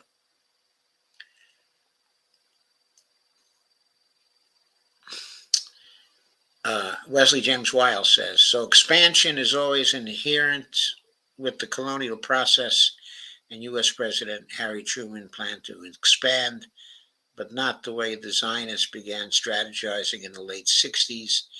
That has dragged out for 60 years. If you go back to my stream of Thursday, you'll see that I covered the account, of Michael Hudson, of how the plans for Greater Israel were explicitly made at the Hudson Institute, during the early 1970s. And that was based on a previous article, of Pepe's, and it's further based on some previous writings of Michael Hudson,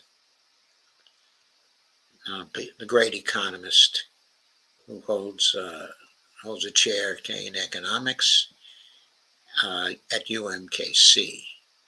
Evelina says, I think the British had a concept at the turn of the 19th century, before Truman, that is, 20th century. Lana says, hey, Sherry. Lana says, stablecoin is part of BRICS per your previous presentation. It is an important part of BRICS, but it is a part of BRICS, but right now, it's not a very important part of BRICS. It's just, it's just an idea in the atmosphere right now. It's not something they've either created or are really committed to. yet in any sense. Wesley James Wiles says the British never really had a solid plan for Israel, just using it as a launch pad for the empire in the Middle East. Don't forget, U.S. Zionists like Nelson Rockefeller were financing. I'm sorry. Okay, I didn't say Nelson Rockefeller because I don't think he was around then. I think that was probably John D. Rockefeller. We're financing British wars like World War One. Even Lena Pond said they smashed the glass and snatched it. Okay. Okay, thanks for the comments. I'll come back to them, okay, in a little while. Wesley James Wiles says JD Vance. I don't know. JD. Anyway, I'll come back in a little while, but I want to get to our last piece for the night because I think it's an important one. It's an article, okay, from Al Jazeera, and it's an account, a comparison of the capabilities of Israel versus Iran. Some of the comparison I found rather interesting. The title of the article, it's an explainer from Al Jazeera, says Iran and Israel, what are their attack and defense capabilities? The risk of escalation looms after Israel fired missiles on Iran. Here's what the arsenal of each country looks like. I will not play the video. Article starts off, it's by the Al Jazeera staff on the 26th of October, 2024. Israel struck multiple Iranian sites early on Saturday morning. That was, of course, last Saturday, claiming it had struck military facilities, marking the latest chapter in an escalatory spiral between the Middle Eastern rivals. We carried out targeted and precise attacks against military targets in Iran and thwarted immediate threats to the state of Israel, unquote. Israeli Army spokesperson Daniel Hagari said in the post on X, announcing that the wave of attacks was over. A number of explosions were heard around Tehran. Al Jazeera's Raisal Sardar, reporting from the Iranian capital, said Iranian officials were ascribing the explosions to missile interceptions by the Iranian air defense systems. The Israeli bombings follow less than a month after Iran attacked Israel's major cities with at least 180 ballistic missiles on October 2nd, which, by the way, just a very small fraction of Iran's capability of missiles. Iran's Islamic Revolutionary Guard Corps, IRGC, said those missiles were fired as Tehran's response to the killings of civilians in Gaza and more recently in Lebanon, in Israeli attacks, as well as the assassinations of leaders of the IRGC, Hamas, and Hezbollah. The IRGC said the missiles were specifically aimed at 3 military bases in Tel Aviv. Israeli Prime Minister Benjamin Netanyahu had vowed retaliation after the October 2nd attack, saying that Iran had, quote, made a big mistake, unquote, and, quote, again, will pay for it, unquote. As Israel and Iran, longtime foes who for decades have engaged in proxy battles, increasingly head towards a direct confrontation, we take a look at their respective military capabilities, their abilities to attack each other, and how they might defend their territories. And there's a little brief here on how do ballistic missiles work. I'm not going to read that or try to explain it, but If you go to the article, if you're curious about it, then you can find it. I will point out that hypersonic ballistic missiles are defined as those whose speed is greater than Mach 5, roughly above 6,125 kilometers per hour, or 3,806 miles per hour. Then there are also supersonic speeds and subsonic speeds. I'm not going to address those.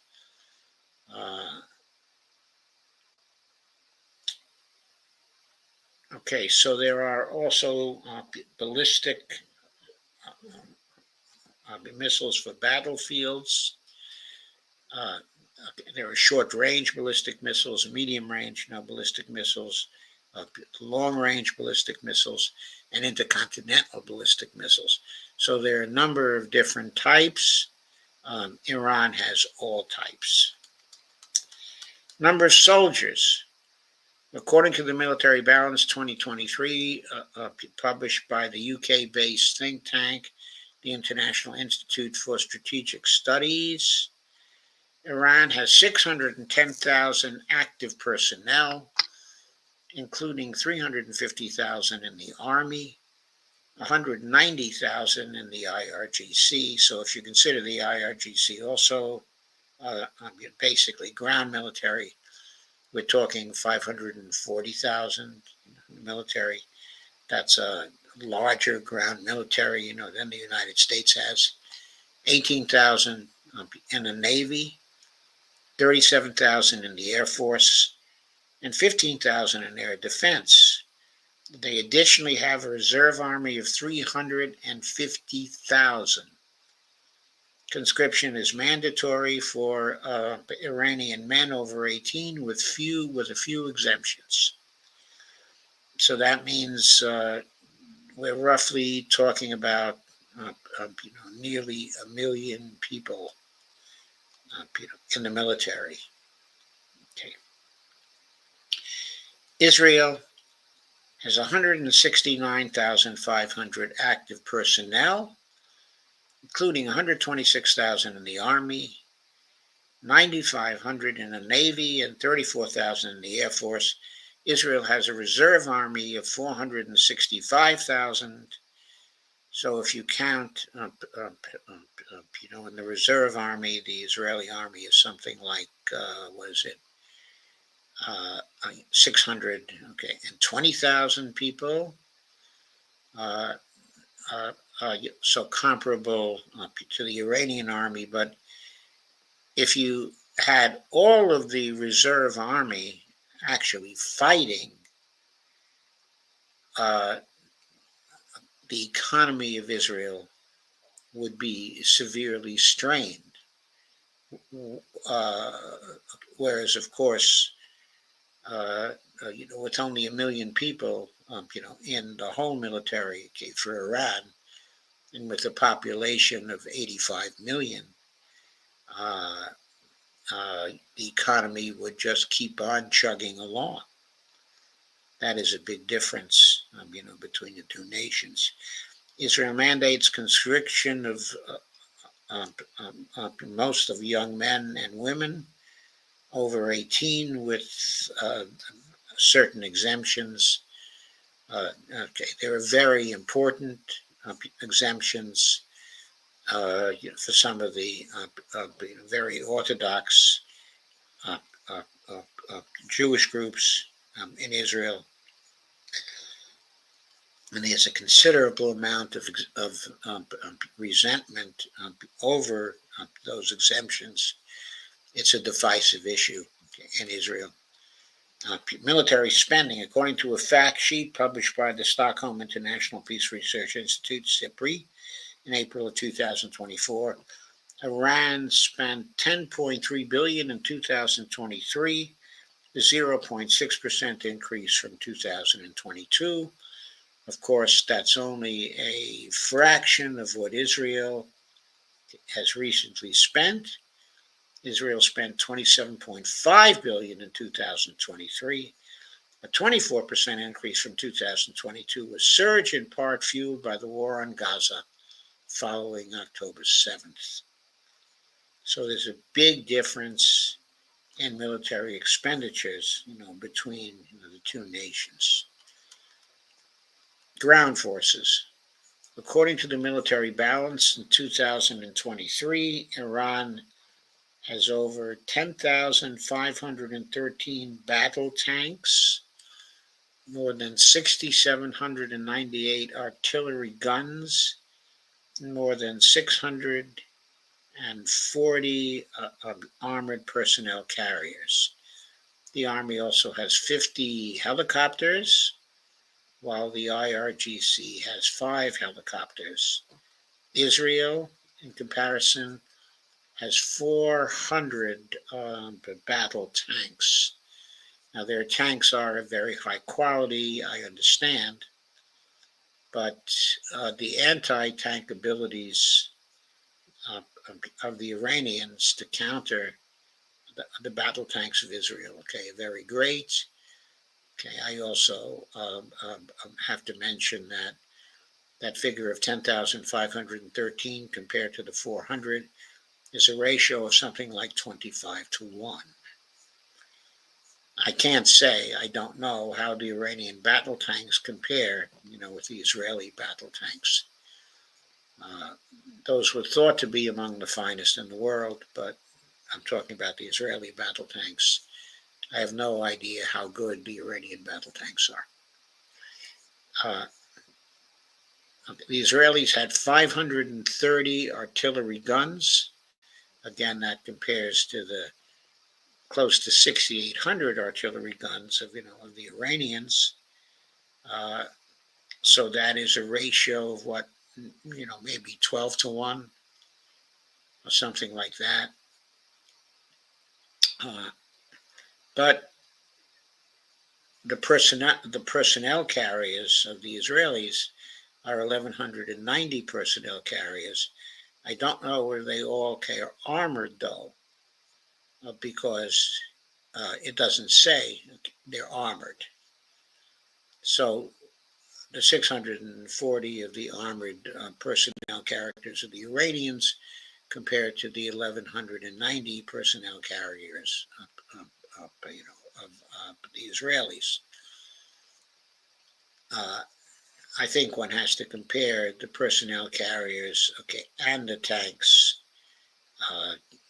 the two totals, in order to get a better picture. But it still, leaves the Iranians with just a huge advantage in those kinds of armaments. The Air Force, according to the military balance in 2023, the Air Force in Iran has 312 combat-capable aircraft, and the IRGC has another 23. The Air Force has 2 attack helicopters. The Army has 50, and the IRGC has 5. So altogether, there are 57 of those attack helicopters.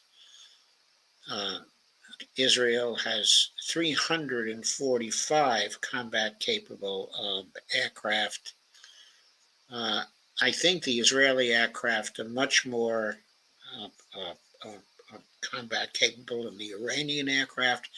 I think a lot of the Iranian aircraft I heard are F-4 Phantom jets that date back to the 1970s.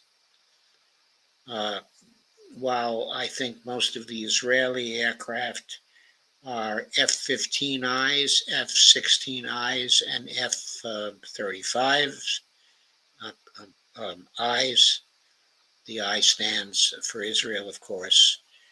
I don't know how many of the F-35s the Israelis have.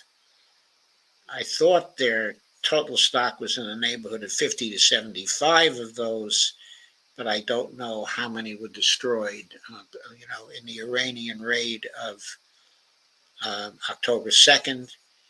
Some estimates at the time made by the Iranians, so they were probably biased. they estimated that they damaged 20 of the F-35s in their raid, okay, on October 2nd. Okay, this would leave the Israelis with something like 50 F-35s still left. F-35s were prominent in the Israeli raid last Saturday night, but I don't have any data on how many of them were present, in that raid.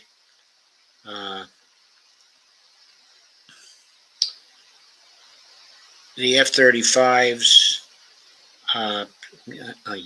can carry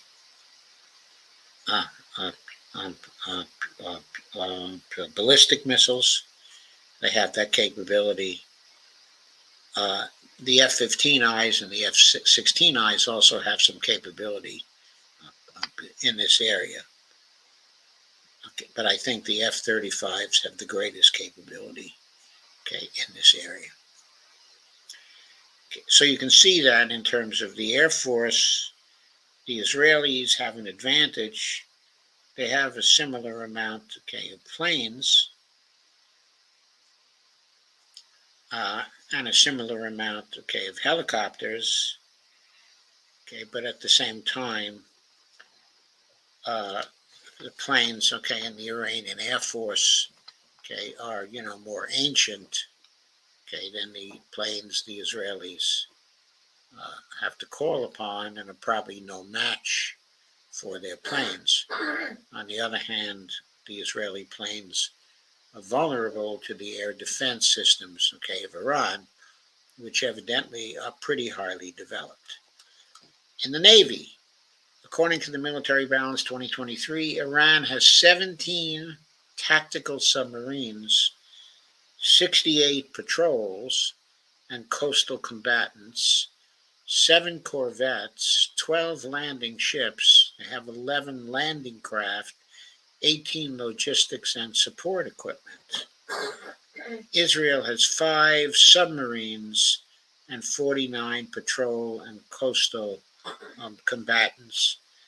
I have to include here that I think that Israel has at least a few submarines capable of launching ballistic missiles that in turn are capable of carrying nuclear warheads. I don't know if all 5 of the submarines can do so, but I believe maybe 2 to 3 of those can do that. And that's worth mentioning, because if they do decide to actually deliver nukes to Iran, they may use the submarines as the means of doing it. Israel has, in addition to the submarines, 49 patrol and coastal combatants. So going on, there's a graphic on all these capabilities. Then there are air defense systems. According to the Military Balance 2023, Israel's air defense relies on what is known as the Iron Dome system, which is believed to have intercepted most of Iran's missiles on Tuesday night. I think the Tuesday night here goes back to True Promise 2 on October 2nd. Okay.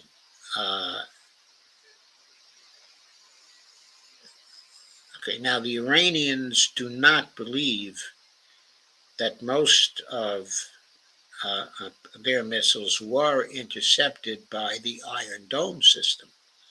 In fact, they believe that 80% of their missiles hit. I have to say that the video evidence that we've been seeing in videos taken that night would seem to correspond much more closely to Iran's estimates, than to Israel's estimates.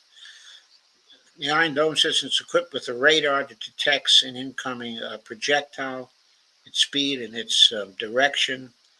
The control center then calculates whether the projectile poses a threat to Israeli towns The projectiles that do not pose a threat are allowed to land in empty fields. If they pose a threat, the missile firing unit launches missiles to shoot them down. The launcher contains 20 interceptor missiles. In the Iranian attack last April, most of the attack was comprised of drones, also cruise missiles, and a few ballistic missiles. The Iron Dome was able to handle quite a few of the drones, but it was overloaded by the drones. As a result, the 9 ballistic missiles that were fired in that attack all got through. And the purpose of that attack was, I think, to show Israel that the Iranians would be able to overload the Iron Dome system, and that that would leave them open to a ballistic missile attack. This showing of the Iranians was emphasized much more greatly in the attack on October 2nd, where most of the 180 missiles that were sent to Iran in that attack, were ballistic missiles. And very few of them were shot down by the Iron Dome system. Now, there are other systems there apart from the Iron Dome. There are the Arrow 1, Arrow 2, and Arrow 3 systems, which are there and operational. The David's sling system, that was also there. And they weren't very effective at shooting down the ballistic missiles. Hence, the Iranian claim that 80% of them actually got there. By the way, since the attack on October 2nd, by the Iranians, the Iron Dome system has now been supplemented by 2 THAAD systems supplied by the United States. The 2 together are capable of knocking out, in theory, 48 of the ballistic missiles that might be sent to Israel in a comprehensive Iranian attack, since such an attack could comprise between 1,000 and 2,000 missiles. The 2 THAAD systems are not going to do very well. They're not going to do very much to either deter the Iranians or guard against what they have. Here is a diagram of the Iron Dome. Israel claims the Iron Dome is 90% effective. It certainly was not 90% effective on October 2nd. It was a big failure on October 7th. There are 10 Iron Dome batteries scattered around Israel. By the way, just to mention that attack on October 2nd, at least 32 ballistic missile hits were seen to have penetrated the Iron Dome system and landed on the Nevatim air base, in the Negev. That was only one of the bases that was attacked by the ballistic missiles. It didn't seem as though the Israeli defense system around that very strategic air base where the F-35s are kept, it didn't seem as though they successfully intercepted anything. But going on, there are 10 Iron Dome batteries counted around Israel. Other systems intercept medium and long-range missile. Here he mentions the David Sling intercepts missiles ranging between 40 kilometers and 300 kilometers. The Arrow system intercepts missiles with a range of 2,400 kilometers. I don't think the Arrow systems were very effective at intercepting the missiles that were sent over on October 2nd. So this is a diagram of the integrated air defense system, including the Iron Dome, David Sling, and the Arrow systems. I think the Iron Dome was really built to intercept the rockets of Hamas and Hezbollah, and it's most successful in doing that. But it should be noted that Hezbollah has had considerable recent success in overloading the Iron Dome systems and in hitting the bases around Haifa and Tel Aviv, in recent days, and it also hitting targets inside of those cities, in recent days. The Iron Dome has been failing wholesale, of late, and there's no evidence that David Sling and the Arrow systems, are very effective either.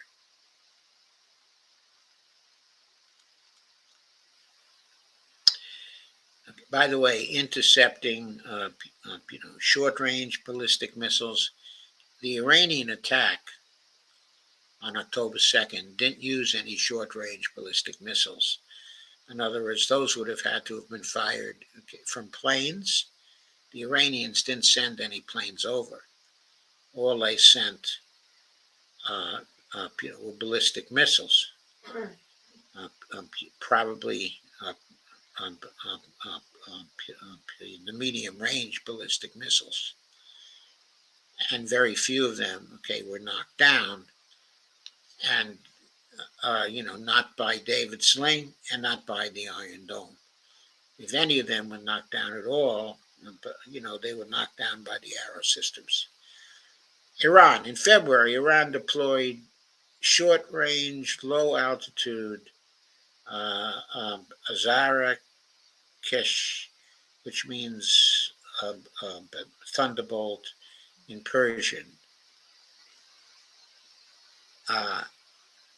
It is an infrared detection system equipped with radar and electro-optic systems to detect and intercept targets that can be mounted on vehicles. So that was something for intercepting air attacks, on Iran. They have a range of different surface-to-air missile systems. These include the over 42 long-range Russian-manufactured S-200s, S-300s, and local Bavar 373, over 59 medium-range U.S. MIM-23 Hawks, HQ-2J, and Cordad-15, and the 279 short-range Chinese-manufactured CH-SA-4 and 9K-331 Tor M1. I know nothing about those particular missiles, but I can add to this that the Iranians have since added, I don't know how many S-400 systems from Russia, and those are the systems that were detected by the Israeli planes that were trying to attack Iran last Saturday night. And the detection by the Israelis of those S-400s caused the Israelis to turn back from their raid, on Iran. Bonnie, I'm still streaming, please. Ballistic missiles. According to the Missile Defense Project of the U.S.-based think tank, the Center for Strategic and International Studies, Iran has at least 12 different types of medium-range and short-range ballistic missiles in its arsenal. These range from the Tandar-69, which has a range of 150 kilometers, which is 93 miles, to the Khorram Shah and Sejil, with both range up to 2,000 kilometers, 1,243 miles. So some of those can reach Israel. They don't give any information here about the Fateh missiles, the Fateh 1 and Fateh 2s. which are also, intermediate range ballistic missiles. The Fateh 2, okay, is a hypersonic missile. Okay, and that was used. I think both Fateh 1s and Fateh 2 were fired at Israel in the October 2nd attacks. Okay, I don't know how many of the other types of missiles that were mentioned here it was fired at Israel in those particular attacks. But I think the Fateh 1 and 2s were used to knock out the Israeli air defense in order to clear the way for the other missiles so they could basically hit. Israel has at least 4 different types of small, medium, and intermediate range ballistic missiles, ranging from the Laura, with a range of 280 kilometers, 174 miles, to the Jericho 3, with a range between 4,800 kilometers, 2,983 miles, and 6,500 kilometers, 4,039 miles. So the Jericho 3 have very, very long range, and it is expected that if Israel were to deliver nukes by using missiles, that they would use the Jericho 3s, okay, to do that.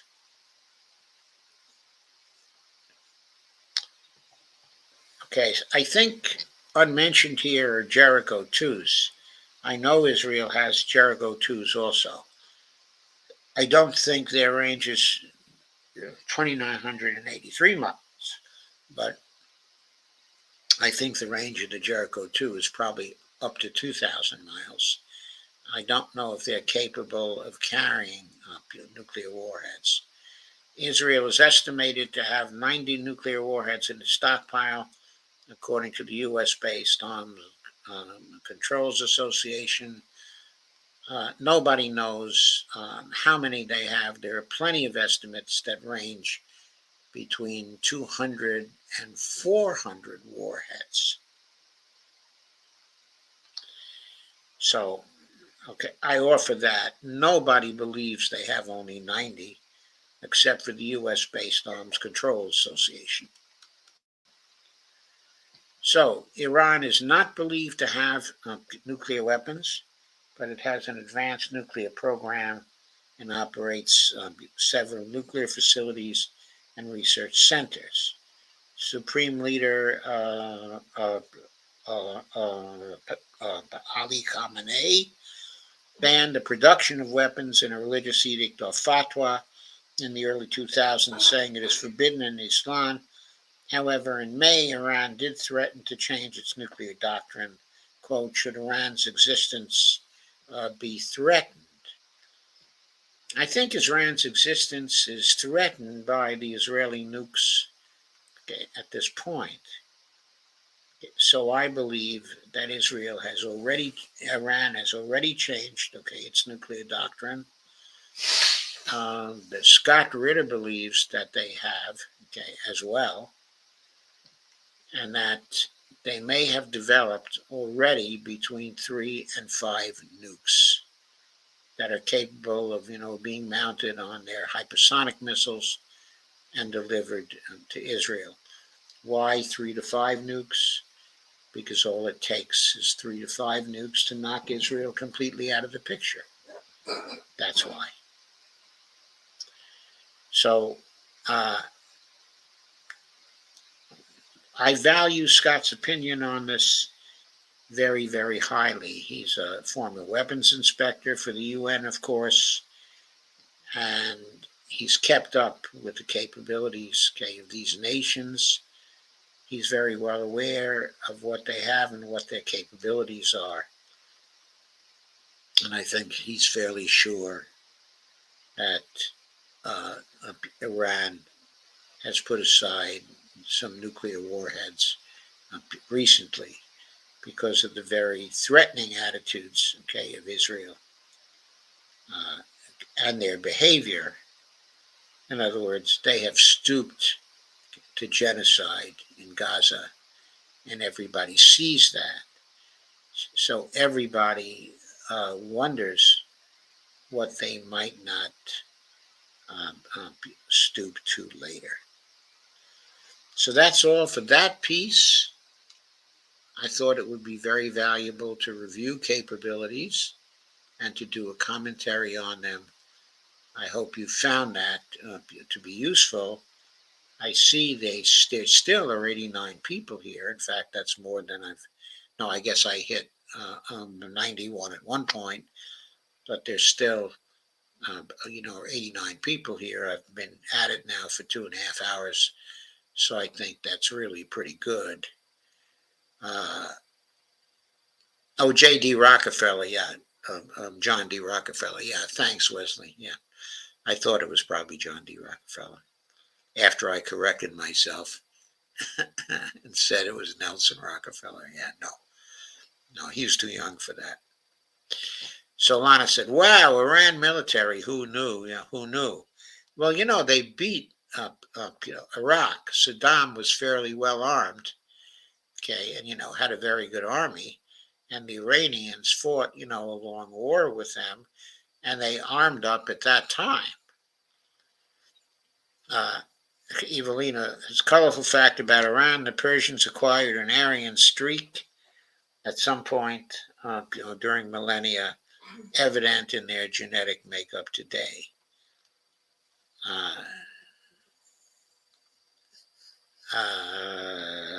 Yes, I think I knew that, but I'm not sure where the Aryans actually started. Was it somewhere in India, by any chance? Are those, Israeli planes American? Yes. The F-15s and F-16s and the F-35s, are all Americans. Now, they may have modified the planes in certain ways because the Israelis are very sophisticated when it comes to aircraft, in their aircraft industries. They may have increased the capabilities of the planes, in certain ways. I think their F-16s are very, very capable, and their F-15s as well are very capable and very fearsome at, bombing places. Okay, well, I don't know whether they have had time to modify the F-35s yet and improve the F-35s. I think I indicated earlier that the Russian Su-35s, the counter to the F-35s, have begun to arrive in Iran. And I believe I pointed out that at this point, they can only be flown by Russians themselves. So that's part of the military cooperation of Iran and Russia, and the two nations are momentarily, over the next week, going to sign, a mutual defense agreement. So they're going to be defense allies. And Ashoma Shomak Shooty is here and says, hey. Well, I think that's all for me tonight. It's time for me to say goodnight. I thank you all for coming. I may be back sometime in the next few days. I'll certainly be back on Tuesday, but I may be back before Tuesday. On Tuesday, I suppose I'll be discussing the elections instead of discussing, international relations. But, depending on what happens between now and Tuesday, I might have, an IR show as well. Hey, Dee, you're still here. Huh. Thanks for staying. Well, Dee says good night, and Lana says good night. And I'm saying good night, too. By the way, there are 91 folks here now. So good night, everybody. And again, thank you for coming. And I'm going to end the stream and check to see whether there's been an attack since I've been here. I'm expecting it any minute. Evelina says good night, Evelina.